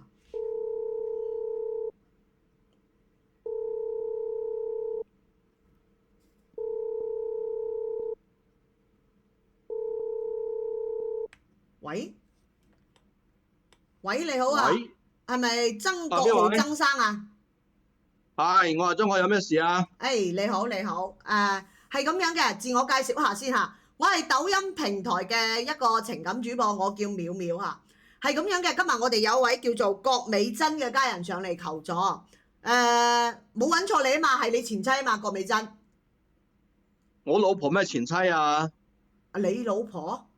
係啊。係咁樣嘅。阿郭美珍上嚟求助，同我講咧，佢話你5年前咧無緣無故就消失咗，後尾咧就佢已經重組咗家庭啦，亦都同你燒咗戶，你哋好似婚姻上已經係冇關係噶咯喎，所以佢話你最近成日去佢屋企嘈，所以希望我哋同你溝通下，睇下點樣協商呢件事。講緊咩協商咩嚇？我屋企家事啊，難唔到你一個女人喺度指手畫腳喎。喂，你一個女主播，你少啲多管閒事啦。呢啲係我同我老婆之間嘅事情啊，同你一啲關係都冇啊。喂，你咁多次做咩啊？嚇，食冇嘢做啊？嗱，你冷靜啲先啊，曾生。我係一個專門調解情感、家庭問題、婚姻問題嘅一個主播。今日呢，係阿郭美珍主動上嚟求助嘅，佢係我家人，亦都係我嘅粉絲。所以我只係客觀咁樣調解矛盾、梳理事實、解決糾紛嘅啫。所以唔係多管閒事啊！你口口聲聲話郭美珍係你老婆，咁我想問下啦，你哋喺小律上面係咪已經係冇晒關係㗎啦？你老婆而家俾你搞到家無寧日，冇辦法正常生活，你上門又嘈又鬧，已經影響咗人哋嘅生活情況㗎啦。你知唔知你咁樣我有權介入啊？介入去調解㗎。大家可唔可以講好好地冷靜啲講下説話，講實話得唔得？調解咩嚇？冷靜咩？我問你啊，我怕咩冷靜啊？我話俾你，今日咧我就將話同我講清楚啊！我話俾你，當年啊，我唔係失蹤㗎，亦都唔係我唔見㗎，我就單純唔想喺屋企，係嘛？我喺屋企，我覺得唔開心，好煩，好壓抑，我就係想出去行行啫嘛。喂，我出去散下心，我即係話去下遠門嗰度行下啫嘛。我話俾你，我從頭到尾我冇失蹤過啊！我問你啊，佢憑咩私自將我戶口燒咗佢啊？邊個俾佢欠你？係嘛？冇人啊，生勾勾喺度，佢咧，佢做咩啊？佢竟然偷偷地啊，係咪將我戶口燒咗佢？而係從我屋企啊，從戶口背上徹底嘅我燒咗佢，佢安咩心啊嚇？咁樣嚇，阿曾生，既然你話你當年只係唔想喺屋企踎，覺得心煩，覺得壓抑，想去遠門走下，咁我想問你一句啦，你咁多年嚟，呢5年嚟，有冇主動同你老婆聯繫過？有冇話俾佢知你只係出去散心，而唔係失咩蹤？有冇啊？有冇啊？冇。嚇？冇。咁既然冇，咁人哋就當你嚟各位家人嚇，佢喺5年入邊根本冇同個老婆去聯繫過一次，電話冇打過，信息冇發過一條。喺老婆眼中，佢係唔係失咩蹤？覺得係嘅 call 1，覺得唔係嘅 call 2嚇。唔好話當你失蹤啊！如果我係你老婆嘅話，我當你死鳩咗啦。5年入邊了無音訊，派人去揾過你所有可以去嘅地方，一去揾唔到你。所以你怪邊個啊？燒糊仲要怪你老婆？喂，呢呢個家庭你都有份㗎喎。就算你再唔想踎落去，再覺得心煩，你都應該就算點衰都好，你都要發條信息啊，係嘛？你阿爸阿媽仲喺屋企㗎喎，阿哥哥。嗱咁樣啦，而家喺度講乜都冇用，你上嚟直播間同你前妻郭美珍當面對質，兩個大家有咩今日講清楚佢，攤開嚟講，你唔好再人哋屋企騷擾啦嚇。到時我話俾你知，你再去人哋屋企咁樣又打又鬧嘅話，到時走相關部門蝕底嘅係你嘅啫，你諗清楚嚇。話咩直播間啊？嚟，我將個連結分享俾你，你過嚟嚇。阿助理將個連結分享俾佢，我吸線先啊。係咁，拜拜。嚟，各位家人嚇，你哋話呢個男人想當年做咩偷偷地走咗去，而家又無啦啦翻咗嚟，仲要話自己當年只係唔想喺屋企踎，覺得心煩，覺得壓抑，所以想出去行下，一行咗5年。你哋相唔相信佢講嘅説話？唔相信嘅扣個6下，我就唔相信啦。唔知大家相唔相信？呢個係怪人，我覺得佢有隱瞞下。大家覺得有冇可能係其他原因？會唔會係同出邊嘅女人好咗？然後咧呢個女人而家唔要佢啦，所以佢而家翻嚟咧，係咪啊？但係冇可能㗎喎，屋企乜嘢都唔要，乜嘢都冇話要分嘅情況下，就得嗰個人走咗，咁又唔對路啊！如果真係同小三走嘅話，佢肯定話要同個老婆分啲乜嘢啊！大家攤開面講清楚啊，係咪啊？等4年之後佢先銷戶，先解除嗰個分咩因嘅。咁佢同小三一齊嘅話，咁小三唔逼佢係同佢登記咩？呢個好似又唔多講得通喎，各位家人。你哋到咗啦，係嘛？拉佢上嚟嚇，助理拉佢上嚟。我哋都仲要繼續了解下呢啲只係我哋嘅猜測啫。嚟拉翻佢上嚟嚇。喂，阿曾生，係咪喺度啊？係啊。嗱咁樣，而家你老唔係老婆前妻，阿郭美珍喺度。阿美珍，今日當住咁多位家人面前講清楚佢，好唔好啊？有咩想講，即管講。我頭先聽你打電話嗰陣時，我已經聽得清清楚楚啊！你頭先講嘅係咪人話嚟㗎？曾國豪，你5年啦，5年嘅時間，足足5年啦，你一啲音訊都冇，電話唔接信息唔覆，為微信亦都唔覆，係咪呀？啲親戚朋友你亦都冇跟冇問嘅係嘛？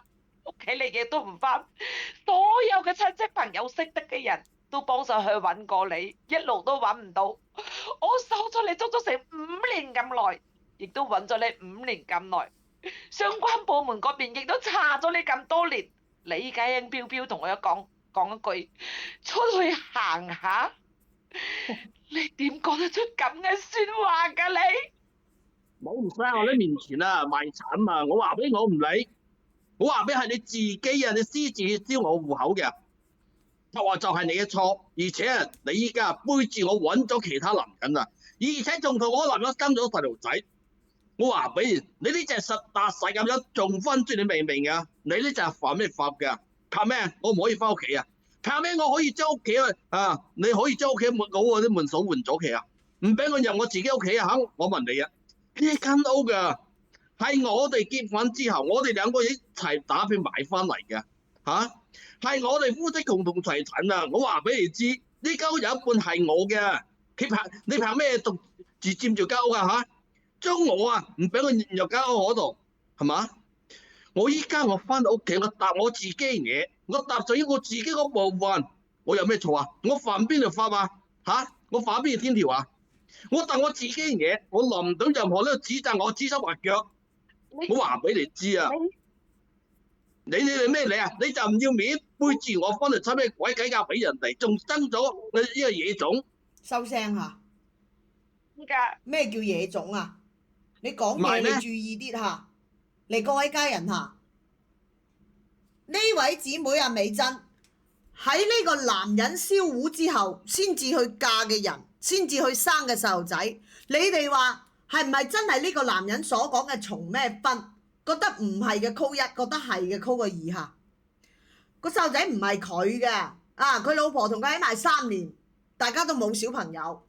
係呢個男人離家出走4年之後，佢以為佢已經冇咗啦，佢同佢燒咗糊，解除咗呢種關係，佢先至重新去揾過個人，重新再建立家庭，再重新再生細路仔嘅。所以你哋兩個而家喺度各執一詞嚇，咁樣再爭落去冇意義。將呢5年嘅真相下，我哋攤開嚟講。阿曾國豪，我先問你，5年前你離開屋企之後，究竟去咗邊？點解唔聯繫？唔同家人報平安？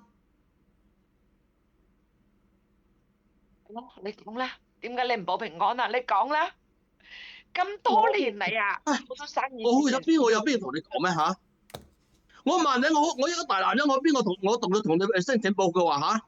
我當時咪喺屋企啊，我覺得壓抑咯，我唔想面對屋企所有啲繁瑣事啦嘛，咁我咪想出去闖蕩一下咯，我想放鬆下一心情啊。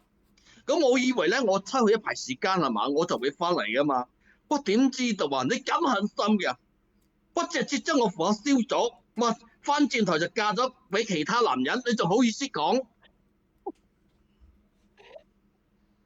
你老婆話你同佢喺結婚期間，你哋冇拗撬嘅喎，感情仲好好嘅喎，何來嘅壓抑咧？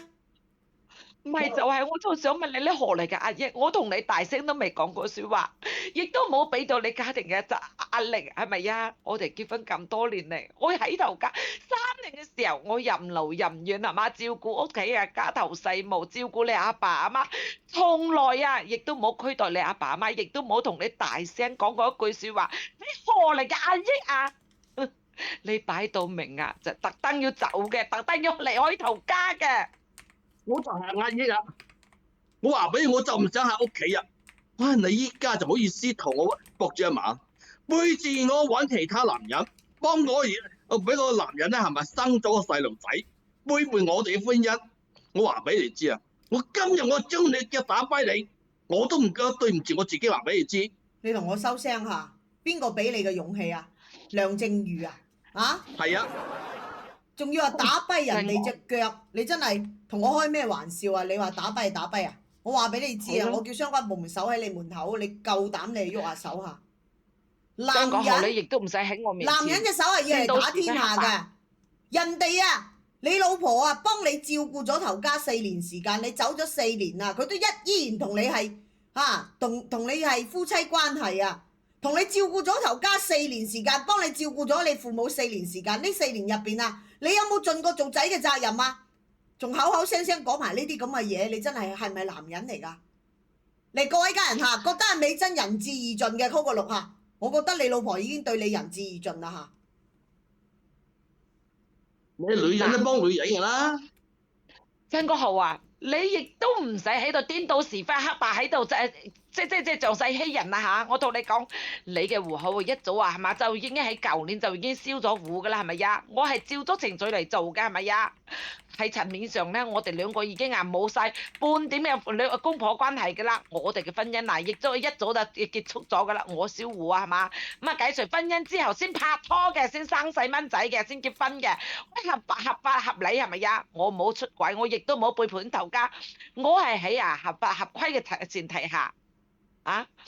重新自己嘅生活，你憑乜嘢咁指責我？你有咩資格指責我啊？我話俾你，你想喺我面前講嘅法為，我唔認係我呢度啊！你永遠就係我老婆，呢頭家永遠係我嘅家。我話俾你知，你就係翻嚟出咩鬼？你就係對唔住我，埋我消失幾年，你就嚟唔住節目啦，揾其他男人啦。你就係唔就婦道，唔按本分。今日呢頭家，我話俾你知，你唔俾我入，我都要入。嗰啲嘢咧，我歸答我答，你咁賴我試一試啦，我睇邊個可以護住你啊！你以為唯有主播仔可以扶得住你啊？唔使講咁大聲嘅説話，我同你講真個學下，你亦都唔使喺度盲崩崩啦顛倒是非黑白，你夠唔夠膽老實交代？你5年前突然之間離家出走，根本到世係咪心情唔好，抑或咧出去散心？你以為我真係咩都唔清楚唔知咩？你一世最大嘅愛好就係買嗰啲係嘛6、7公嚟嘅6叔公嚟嘅，日日買係咪呀？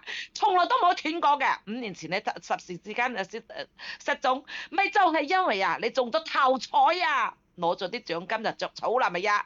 你老實話我知，你當時到底係同邊個走嘅？你5年嚟，你到底匿喺邊度先會翻落嚟？我阿美珍，你頭先講嘅係咩意思啊？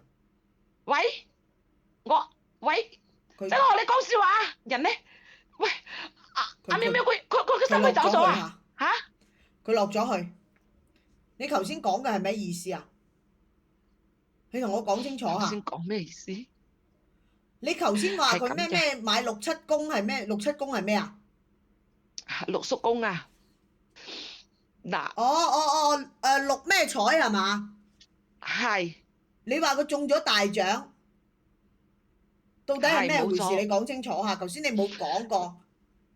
係，頭先我的而且確冇講，但係我亦都冇講句花假説話嘅。5年前嘅霎時之間話唔見就唔見，冇晒音訊。我當時真係以為佢出咗事，周圍咁去揾佢，又驚我移咗害，係咪呀？兩頭家嘅親戚朋友，周街咁連山嗰啲地方都去揾咗幾日，一啲線索都冇。收尾啊，我急到啦，瞓又瞓唔着係嘛？我又周圍咁打聽佢下落。收尾啊，我就突然之間諗起，佢一世人啊唯一嘅愛好啦，就係買嗰啲六叔公嘅，日日咧冇間斷過喺村口嗰度去買嘅，就算翻風落雨都去。所以我收尾就諗住咁啊，最後嘅希望諗住去嗰啲誒鋪頭嗰啲六叔公店嗰度去打聽下，希望咧即係因為嗰度人多嘛，出咁多人啊嘛，係咪？我就希望佢買嗰陣時有人見到，或者有冇少少嘅線索。我真係啊，淨係想揾到佢，確認佢有冇即係有咩害啊，有冇危險嘅。但我未諗到，唔打聽只可，一打聽啊，竟然俾我知道咗。嗰個老細就話我知失蹤嘅就幾日咧，佢竟然中咗頭彩130，唔係頭彩130幾個，我唔知係頭彩定係咩，大彩。唯有話130幾個咁大件事，佢由頭到落腳，從來一句説話都未同我提過嘅。你話我係佢老婆嚟㗎，我嫁咗俾佢成3年啦，佢中得咁大嘅獎喎，佢竟然啦一句聲都冇同我講，我咩都唔知㗎。即係，哇！真係買到熟晒㗎咯喎。正常計呢啲咁樣，如果係唔認識你嘅老細，都唔會主動同你講啊，佢中咗呢啲啦，一般都會保密嘅。即係呢個老細亦都知道，呢個係你老公。係。因為佢長年到黑都去買嘅嘛，翻風落雨都去嘅，未間斷過嘅。咁你當時係點樣諗嘅咧？你係覺得佢攞住呢筆錢走咗去，定係覺得佢攞住呢筆錢俾人害咗咧？講真啊，我當時真係咁諗嘅，你知嘅啦，係咪呀？有人知道你中得頭彩啊，中得咁大嘅獎啊，真係驚咩㗎嘛，係嘛？我真係驚出事，我當時真係好呆係嘛？我唔怕窮唔怕攰唔怕佢冇本事，我真係驚佢出事啊！喺佢唔喺度嘅時候，我就一路咁擔心，會唔會係有人知道咗佢中咗頭彩，跟住對佢做咗咩事係咪啊？就算啊，佢冇中我都唔怪佢嘅，或者佢唔話我知都冇怪，我都冇怪係嘛？唔論佢中唔中，唔論佢有幾多銀紙，我都希望佢可以平安咁翻嚟，咩都唔諗。但未諗到咧係咪？足足咁多年，阿助，你揸緊時間叫翻個男人上嚟嚇，叫翻佢上嚟斷咗係咩意思啊？即係嚟大家覺得佢咁樣走咗落去係咪心虛？覺得係嘅，call 個6嚇，一提呢件事跟住就斷咗落去啦。睇嚟呢個男人唔想提起呢件事。你哋覺得而家呢130個仲有冇喺佢手上？大家覺得有嘅 call 1，覺得冇嘅 call 2嚇。睇嚟嚇，我覺得應該會唔會係筆錢已經使鬼晒？大家覺得係唔係啊？我懷疑呢筆錢已經洗乾洗淨啊，身光頸靚，所以而家翻嚟走投無路啦，所以而家想翻嚟纏翻個老婆。大家覺得會唔會係咁樣啊？嗱，覺得會嘅 call 個8嚇，我覺得應該就係啦。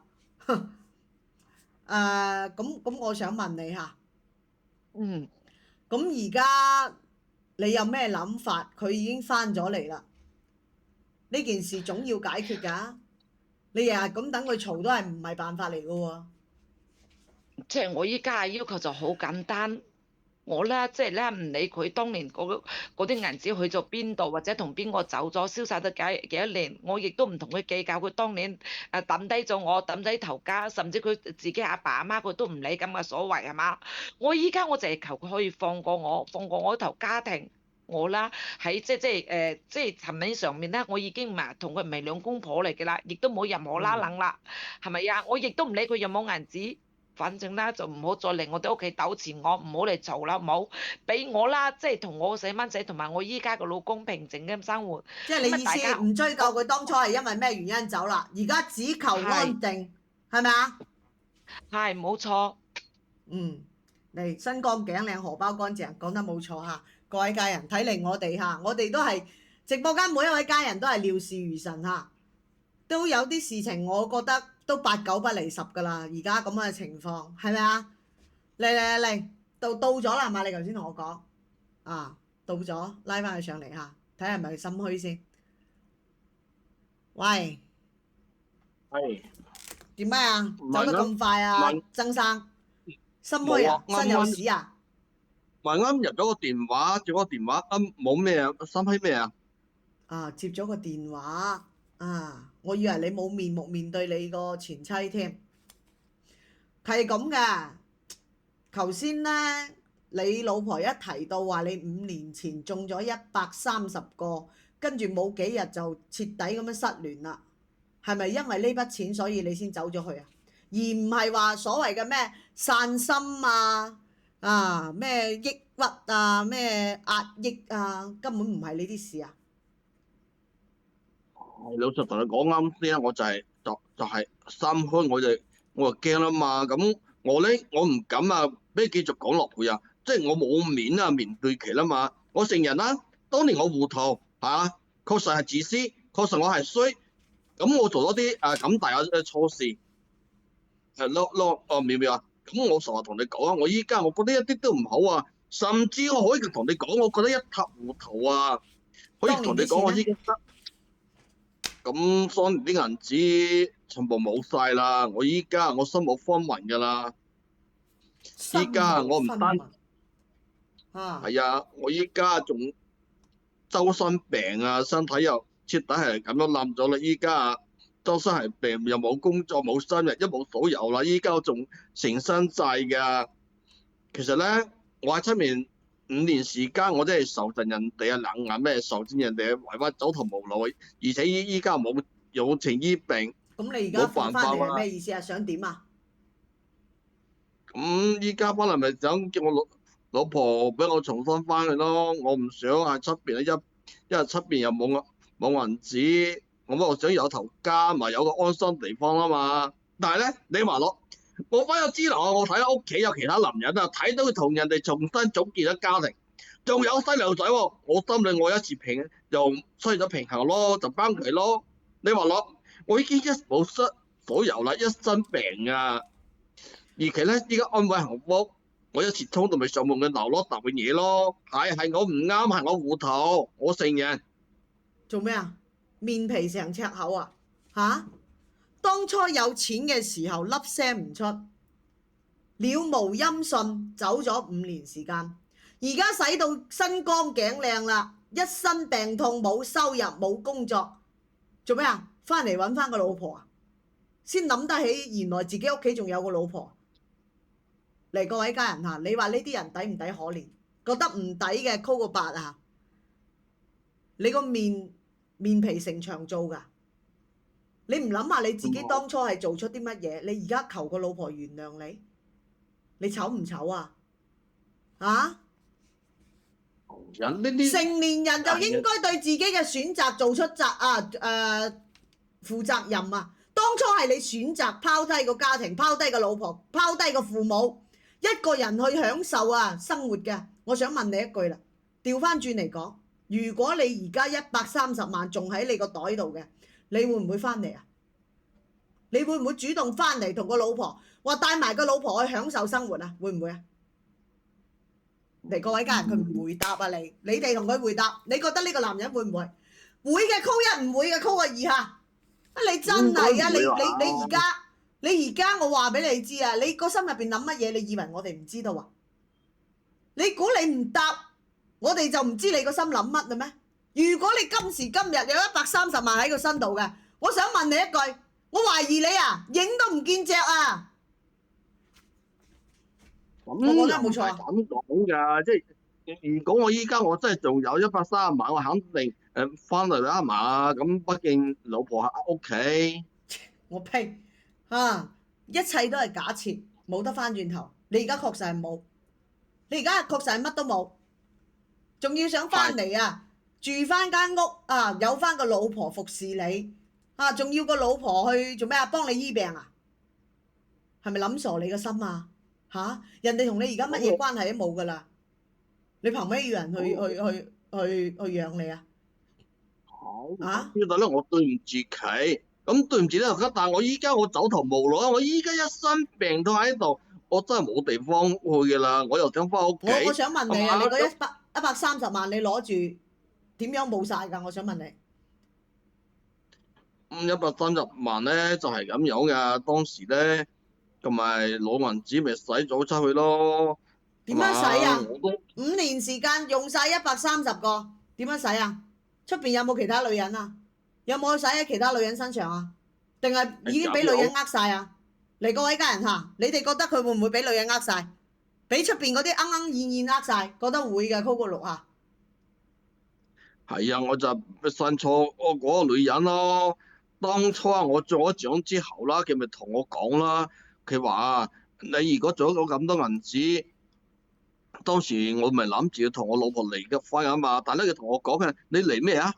係依家你做咗咁多銀紙啊，係嘛？如果你要離嘅話，咁你130皮喎，你要俾60幾萬你老婆喎，咁你咪好唔着數？咁佢話啦，你不如我哋一齊出去出面生活，遠走高飛離開呢度。咁我咪散住佢，咪跟住佢出去咯。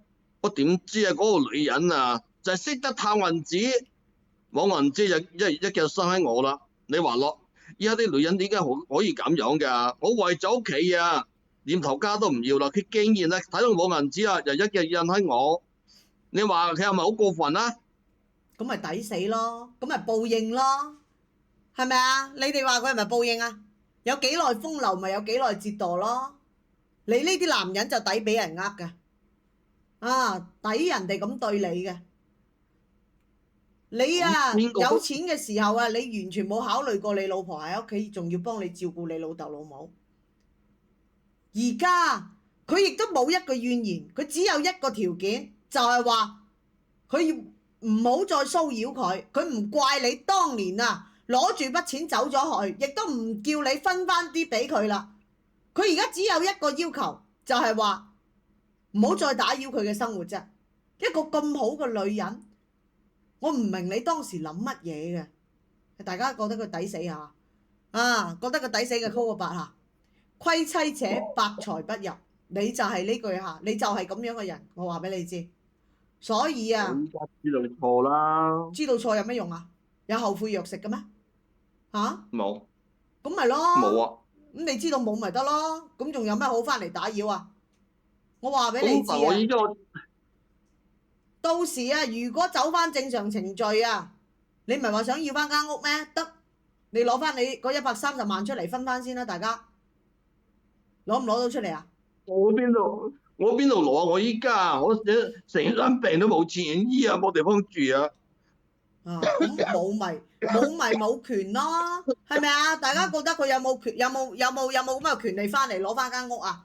仲可唔可以翻嚟住？大家覺得佢覺得唔可以嘅，call 個6下。所以我話俾你知你死咗條心佢，你老婆同你冇關係，間屋亦都同你冇關係，唯一同你有關係嘅係你老豆老母，但係佢仲認唔認你？你自己翻去求你阿爸阿媽。所以我話俾你知，曾生。自己識趣啲，唔好去打擾人哋啦。如果你敢再去打擾佢嘅，到時阿美珍就係走相關程序，到時的你入去坐翻3、5、7日，你自己諗清楚下。仲要你賠翻打爛嗰啲嘢啊！我咁樣，我想同阿珍同佢傾下兩句得唔得？我知我錯咗，但我就想同佢好好傾啊嘛。咁樣我想當自己面同佢道翻個歉。道歉冇問題，呢句道歉你應該嘅，你欠佢嘅。但係人哋而家有老公、有家庭、有細路噶啦，你咪使旨意有其他思想下，諗你都唔使諗。嚟，阿美珍，好，你同佢講兩句下。聽都冇用啦。我唔信我講咩啊人哋而家佢乜嘢關係都冇噶啦，佢而家人哋有家庭有細路啦，佢只係一個外人嚟㗎咋。佢如果再搗亂嘅話，3、5、7日等緊佢嚇。我冇咩想同佢傾㗎啦，亦都冇必要傾啦，係咪？過咗咁耐嘅時間啦，我咁多年係空白嘅傷害嘅，唔係話一句對唔住就可以抹清楚嘅係咪呀？再加埋啦，我哋係即係相關部門嗰度係嘛，法咩律嘅上面啦，已經早都唔係兩公婆啦，亦都冇任何拉楞啦。我就算依家再重新嫁過生埋細蚊仔，我亦都合法合規嘅，我冇咩即係錯嘅。當初你攞住咁大筆嘅獎嗰啲銀紙係嘛，粒聲唔出，話走就走，你從來都冇理過我嘅感受係嘛，亦都冇理到你阿爸阿媽同埋呢頭家嘅感受。你而家用晒啲銀紙啦係嘛，俾人呃到冇晒啦。你唔好同我講你病痛啊，有咩落魄啊，一無所有啊。呢啲條路係你自己揀㗎，唔關我事㗎，唔怪得我㗎。講真啦，我已經唔嬲你，已經係我對你最大嘅即係寬容啦。但係我絕對唔會去接納你嘅嚇。我希望你啦，就唔好再滾攪我平靜嘅生活啦嚇。我知道係咁多年啦，你受咗好大離灣，我都係冇為呢特家負過咗啲咩，但我依家講老實一真，我依家我真係周身病嘅，我可以話咧，如果我再冇銀紙醫嘅話，我可能撐都撐唔到半年時間嘅啦。我活嘢又做唔到，食又食唔好，住又冇地方住，我咧就係時不時咧去啲人哋啲一蘭屋度住一住啊，有時咧。你知唔知我去邊度瞓啊？嗰啲墳山嗰度啊，會喺度瞓，我都好驚㗎。你邊會驚啫？有咩好驚喎？係咪呀？你都鐵石心腸嘅人啊！即鬼神鬼都不侵啦，係嘛？有咩問題啫？今日啱好又過節啦，你亦都可以去揾翻一個係嘛？大家共度咪得咯，係咪？你唔使再揾我啦。真啊，我都想，我身體好啊，但係依家冇話咩今日咩節啦，我啲節日同我有咩關係啫？我依家我就係想揾個有地方住係嘛，俾我踎下都可以啊！我幾日都冇沖涼，你睇而家啲天氣咁熱，都冇地方沖涼。呢啲唔係我可以考慮嘅問題。我有一個有家室、有老公、有細蚊仔嘅人，我唔方便收留你，唔好意思啊。邊度涼想去邊度去啦！你當初咁有勇氣啊，自己離家出走啊，攞住100幾萬去風流快活啊！咁你而家咪要抵氣啲咯？邊度涼爽，邊度天橋底舒服嘅，咪去邊度瞓咯？係咪啊？啊啱啦！而家咁熱，去河邊沖涼咪得啦？點解冇地方沖涼啊？講得啱啊！阿來財講得非常之對啊！呢啲男人就唔抵可憐係嘛？嗰邊係河邊啊！依家啲河邊人哋全部都係嘛？邊好意思去得沖涼啊？如果係嗰啲水游衫，萬一即係咩咗咁咪冇沖好過沖係嘛？阿珍你就俾次機會我好唔好？我真係好想俾咩機會你啊？人哋有有家庭㗎啦，咁係啦。你睇下1906話你啊，都係有個100幾萬嘅老細，之前係咪啊？有啲志氣啲啊，邊度涼爽邊度去啊？叫你個2+1養翻你啦，係咪啊？可能話招呼你入我哋屋企沖涼啊！你睇下幾多家人提議你，嚟幫你諗緊辦法嚟。公廁、天橋底啊、公園啊、沖涼咧，去公廁有水游水啦，係咪啊？唔使落河啦。去公廁咪去水游水咯，去嗰啲裝住大池嗰啲水就流頭淋到落腳咪係咯。啊，面對現實啦，兄弟。係我知道錯咗啊！阿珍，我真係錯咗，我徹底錯咗。啊，係我自己抵死，我自己自作自受咁樣啦，係嘛？天橋底免費。唔好意思啊，唔係我一個人咁講啊！你睇直播間咁多人，冇個人贊成你嘅做，即係贊成我要收留你嘅，再加埋我自己有頭家，我自己有家室嘅人，係咪？我唔方便招呼一個異性啊，唔好意思。人哋憑咩負責你啊？講得啱喎！你睇下各位家人啊，直接去公園裡面，水又乾淨啊，又有自來水又免費，係咪啊？天橋底又免費，你睇下各位家人。啊，去魚塘洗又得，瞓公園又得，使晒啲錢咧，唔識珍惜老婆就係咁嘅下場㗎啦。落雨呢幾日落雨有水。你哋一個月嘅出啲咩屎橋嚟㗎？我真係服咗你哋啦嚇！喂！上嚟三水好多橋底遮風擋雨，各位家人啊，我話俾你哋知啊，而家條橋底都唔俾你瞓嘅，你以為啊？你瞓橋底影響市容會俾人捉㗎？就係咯，你都講啦嘛，瞓橋底影響市容啊嘛。喂，今次大把水，人哋到時間啊會關門嘅，而且平時啊，你喺依家去邊有地方俾你沖涼啊？你哋即係出啲咩屎橋嚟㗎？喂，你哋咁識踩屎橋，不如啊，我去你屋企沖啦，你又唔肯？依家叫你幫我啊，係嘛？幫我養我老婆，你哋又唔肯，你哋一個月口口聲聲，你唔好再叫人哋老婆，你改口啦！一係叫翻美珍，一係叫翻郭小姐，你唔好再叫老婆啦！喺條村度叫老婆啊，陣間啊影響人哋個聲譽啊！叫咩老婆啊？邊個係你老婆啊？你注意下你講嘢啊！我叫習慣咗啊！分分鐘話你詆毀人啊！你叫習慣啦，你唔好叫到我噶啦，已經叫咗出邊個女人5年噶啦。我哋有證，我證就喺呢度噶。你個證已經冇效噶啦，仲喺度揾個證，你唔好咁搞笑啦。喂，我點知啊啲？喂，嗰啲證有啲即係有後期嘅咩？唔係一世都有個後嘅咩？喂，邊個同你講啊？幾年時間就告期㗎？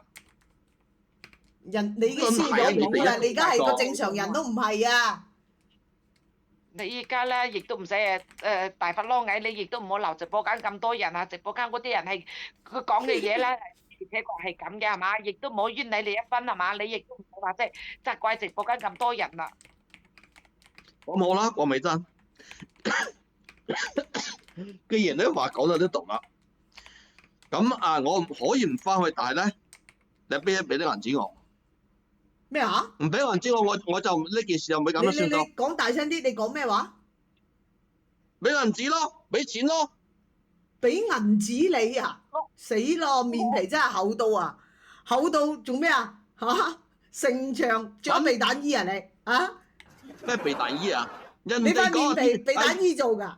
刀槍不入啊！你真係離曬譜啊！你就好意思俾錢啊？人哋憑咩要俾錢你啊？同你咩關係啊？佢係你老母啊？就係嗰間屋，我哋係夫妻一齊買嘅嘛。點解冇俾一半我啊？你當年中嗰130萬啊！你老婆從頭1蚊雞都冇使過你㗎，人哋都唔同你計較嗰筆錢嘅去向同埋乜嘢啦。你而家仲要調翻轉過嚟叫人哋俾翻錢你摸下個良心啦你摸下個良心啦！你消失呢5年入邊啊，你父母啊係邊個照顧㗎？你突然之間玩失蹤啊！你父母點樣嘅情況？兩個老人家有咩病痛係咪美珍去照顧㗎？你真係啊！幫你盡孝，你仲要咁樣，你倒打一耙，你呢個男人你真係，哇！你真係唔要面到極點喎你如果咁唔係應該做嘅咩？我唔喺屋企啊，咁我爸媽咪應該去照顧咩？咁如果唔係啊，我娶個老婆翻嚟啊，咁呢啲責任係唔使負㗎。娶個老婆翻嚟就承擔埋你嘅責任㗎啦。咁意思即係話，我娶個老婆俾佢翻嚟俾你做少奶奶㗎。我要服侍佢，幫佢當佢皇太后啊，唔使咩都唔使做啊，有食㗎啦，飯嗰度有食嘅咩？阿淼，我要討翻嗰130萬嘅嗰啲大獎，我哋嘅共同財產。你邊度嚟？有咩證據話我有130萬啊嚇？你邊度嚟㗎？你講啊！你有證據咩？嚟各位家人嚇，大家覺得佢無藥可救嘅嚟咁樣嚇。既然你咁樣打橫嚟，我亦都同你計翻條數啦。我哋將你當年嚇嗰130萬攞翻出嚟計，仲有呢5年你父母嘅生活費、養老費，冇錯，你老婆嘅家用，所有全部嘢攞翻出嚟計翻清楚佢。到時啊，睇下你俾你老婆啊，定係你老婆俾翻你嚇。如果得你話要翻嚟繼續糾纏嘅，我哋走相關部門，你即管翻嚟。阿美珍，你唔好理佢，當換家具嚇，等佢掟，等佢做。到時咧，等相關部門同佢慢慢計。到時睇下佢有冇錢賠嚇。到時啊，入邊等緊你啊。喂，你哋啲話我日有130萬，喂，你有憑有據咩？邊度嚟嘅證據啊？話我有咁多啊？你覺得查人下你哋講有就有帳戶啫。當年係你中嘅，你本人去提嘅，呢130個係咪入過你帳戶啊？俾現金你㗎？嚇？俾係啊，票現金我就你㗎？現金啊。係啊。你當我哋乜如都唔知啊？果唔係啊，你真係以為如果唔係，因為轉帳話啊，你以為個咪真係咁傻？佢唔識要查唔到啊？點解話我失咗咁多年，你揾唔到我咧？佢根本冇揾過我。如果係轉帳話一查，有記錄嘅，查我話俾你查到啦。我話俾你知有記錄嘅，人哋有冇去揾過你啊？相關部門有記錄嘅，你唔使講埋呢啲咁嘢喺度啊，喺度誣蔑你老婆嚇。但係你咁多年嚟，呢130個擺喺床下底啊，就算當時係俾現金你都好，你係咪擺喺床下底啊？咁多年都冇拎去銀咩嗰度存過，我啊唔相信啊。我老婆冇拎過去啊。喂，仲有啊？咁啊查下佢啦。你哋話佢揾過我就唔信啦。咁多年啦，係嘛？你就算當個失蹤人員都可以查得到啦，係嘛？佢根本冇揾過我，你以為369嗰啲人啊揾唔到嘅咩？根本就冇報過369，根本冇揾過我。如果揾好，咁我哋我依家，聽日去查下。咁啊，我哋聽日查咪查咯去相關部門查清楚佢。到時啊，我唔使驚你噶，我哋有團隊啊。你覺得你而家孤身寡人，冇錢冇面，乜都冇，你覺得你啊夠唔夠力同我哋拗啦？我反正咧，我依家我攻擊，我唔驚你着鞋啊，我驚咩啫？啊，咁啊得啦。啊，既然你咁啊，你而家咪話冇訂住咩？係咪啊？話冇地方沖涼咩？我話我幫你揾個包食包住嘅地方嚇，仲有免費幫你睇病。邊度啊369咯。喂，咩369啊？嗰啲地方我要去嗰度住嘅咩？嗰啲包食飯都唔包住啊，反正管飽就唔管好，係咪啊？各位家人，你哋話係咪啊？嗱，咁啊入到去，咁你咪話有唔舒服咩？唔舒服都免費幫你醫嘅。咁最好咧，你聽日咧就去到咧該掟嘅嘢啊，該打嘅人啊，即管做啦。唔係咧時間太短，我驚你病都未肯醫好就翻出嚟啦，係咪啊？喂，你傻㗎？嚟，各位家人嚇，你聽日放任你，我最好翻去咧，將你老豆老母打一身，咁樣咧可能入去嘅時間就應該會長啲㗎，好唔好啊？一於咁樣啦，我到時同你阿媽商量下，叫佢受住下啦。唔係到時嘅話，你呢啲人喺出邊都會拖累佢哋嘅，好唔好啊？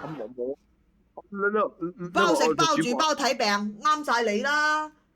你一個無業遊民三無人員冇身份證冇戶口冇房冇車冇樓乜都冇幾無人員，啱晒你啦！呢啲咁咪係咪啊？嚟，大家覺得支持淼淼呢種做法嘅，全民打波支持嚇一於咁決定，就咁啦愉快咁就決定咗啦，我哋。唔係，主播唔使玩得咁大碼特不了啦，我唔翻去啦，我唔翻去得未啊？唔係啊，我諗住同你老豆老母商量下，叫佢喺屋企等住你㗎唔係邊個俾你打？唔使啊！你唔打佢一身，你點樣入去時間夠長啊？係咪啊？咁佢既然生得你呢啲咁嘅不孝仔出嚟嘅，咁啊只能係受住啦三無人員就係咯，乜都冇。我唔翻去啦，我唔要啦，我自己走得咪？當我冇出現過得咪？嚟助理揾張保證書俾佢嚇，嚟起草張保證書俾佢，發俾佢。你唔好諗住走住嚇。仲要寫埋保證書㗎，喂，使唔使？我點知你反唔反口喂，使唔使做咁正規啊？求其講下得啦，把口講我咪得咯。你啲人冇乜信譽度可言嚇，助理揸緊時間嚟立字為據啊！啱唔啱啊？各位家人，你哋話係唔係啦？要唔要簽？覺得要簽嘅，call 個1下。淼淼做事係好完善嘅，費事你呢啲人出爾反爾轉個頭冇飯食冇錢睇病冇地方沖涼又翻嚟人哋屋企沖下涼食下飯咁樣當自己屋企咁樣日日自由出入費事你唔會㗎，唔會，我講唔翻就唔翻，我話唔打我信唔過你呢啲咁嘅男人起好草啦嘛嚟發俾佢，喺後台發俾佢，自己打開睇下。喂，你哋簽完之後咁快點翻個確認，回傳翻嚟就 OK 啦嚇，好好簡單嘅啫，乜嘢都係線上嘅。喂，你呢個協議會唔會昆我㗎？我昆你咩啊？你有咩我昆啊？乜都我又冇，係。揾分錢刮下沙都冇，我昆你咩啊？嚇！你以為你仲有130個啊？係咪右下角嗰度簽翻個名？真係有啲人真係不自量力啊！各位家人，仲要話我哋昆佢喎，你有咩價值先得㗎？笑死人！係咪右下你睇下角嗰度簽人哋字1960笑到個口都合唔埋啦，陰公都唔瞪下自己有幾斤幾兩嘅，講句咁嘅説話。我簽咗啦，我係咪你都確認就即係發翻去俾你哋啦？係啊，確認就得㗎啦。唔得，我簽咗啦。咁你哋冇去玩369咯喎，我唔可以入去㗎。只要你唔上門嚇，你老婆話你前妻話唔追究你㗎啦。我話得，我勸你好自為之啦嚇，一個大男人。得，你哋應承過我啊，我已經簽咗啲協議啦，即係話唔可以再報369啦。咁冇乜事係咁啲啦，落去啦嚇。係咯，考慮下入去好過啦，我都覺得佢入去好過啊。阿美珍，嗱呢份保證書咧，我轉發翻俾你，你攞住嚇。如果有咩事嘅，即刻揾相關部門啊，千祈唔好心軟，知道嘛？好嘅。頭先所以我本身諗住係嘛，咩事都唔當一回事，佢仲要咁得寸進尺。以後啊，自己好好生活，唔好再理呢啲人啦，知道嘛？好嘅，今日真係唔該晒你啊，妙妙。唔使客氣嚇。好嘅。祝你以後家庭幸福美滿，好啊，身體健康。節日快樂，再見。節日快樂。好，拜拜。節日快樂。拜拜。嚟各位家人嚇，未點關注嘅點關注嚇。唉，你以為嗰啲地方你想入就入㗎啦咩？呢啲咁嘅人啊，嗰啲地方都唔收佢啦。你估養佢唔使費用啊？係咪啊？佢而家乜嘢冇做啊？佢老婆話唔追究佢啦。去佢屋企打鬧地，頂晒籠啊！佢都係去十零日嘅啫。呢啲咁嘅情況解決唔到咩問題嘅。人哋都唔養佢啦，係咪啊？你估嗰啲地方唔使錢養住你啊？食啊住啊喺佢嗰度唔使費用㗎，浪費我哋啲公糧啊，啱唔啱啊？各位家人都係你哋養緊嘅，都係我哋啲人喺度養緊佢嘅嗰啲人，你以為我哋不過呢啲唔好講啦嚇，費事有啲敏感啊。咁咪咯，入去都要講條件㗎，冇錯啦。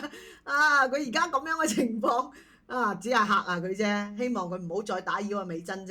要佢簽咗份保證書，就係已經我哋該做嘅嘢，我哋就做咗㗎啦。到時咧，佢如果真係靈還不靈嘅，咁就只能係報相關。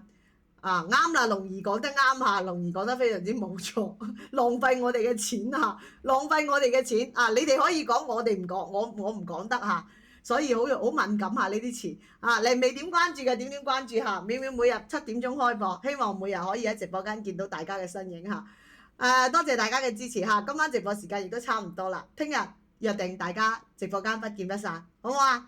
多謝大家多謝大家嘅支持，感恩每一位家人對妙妙直播間嘅支持同埋出謀劃策多謝你哋寶貴嘅意見大家七夕快樂今晚七夕希望有情人終成眷屬夫妻恩愛白頭多謝大家嘅關注，感恩每一位家人，拜拜。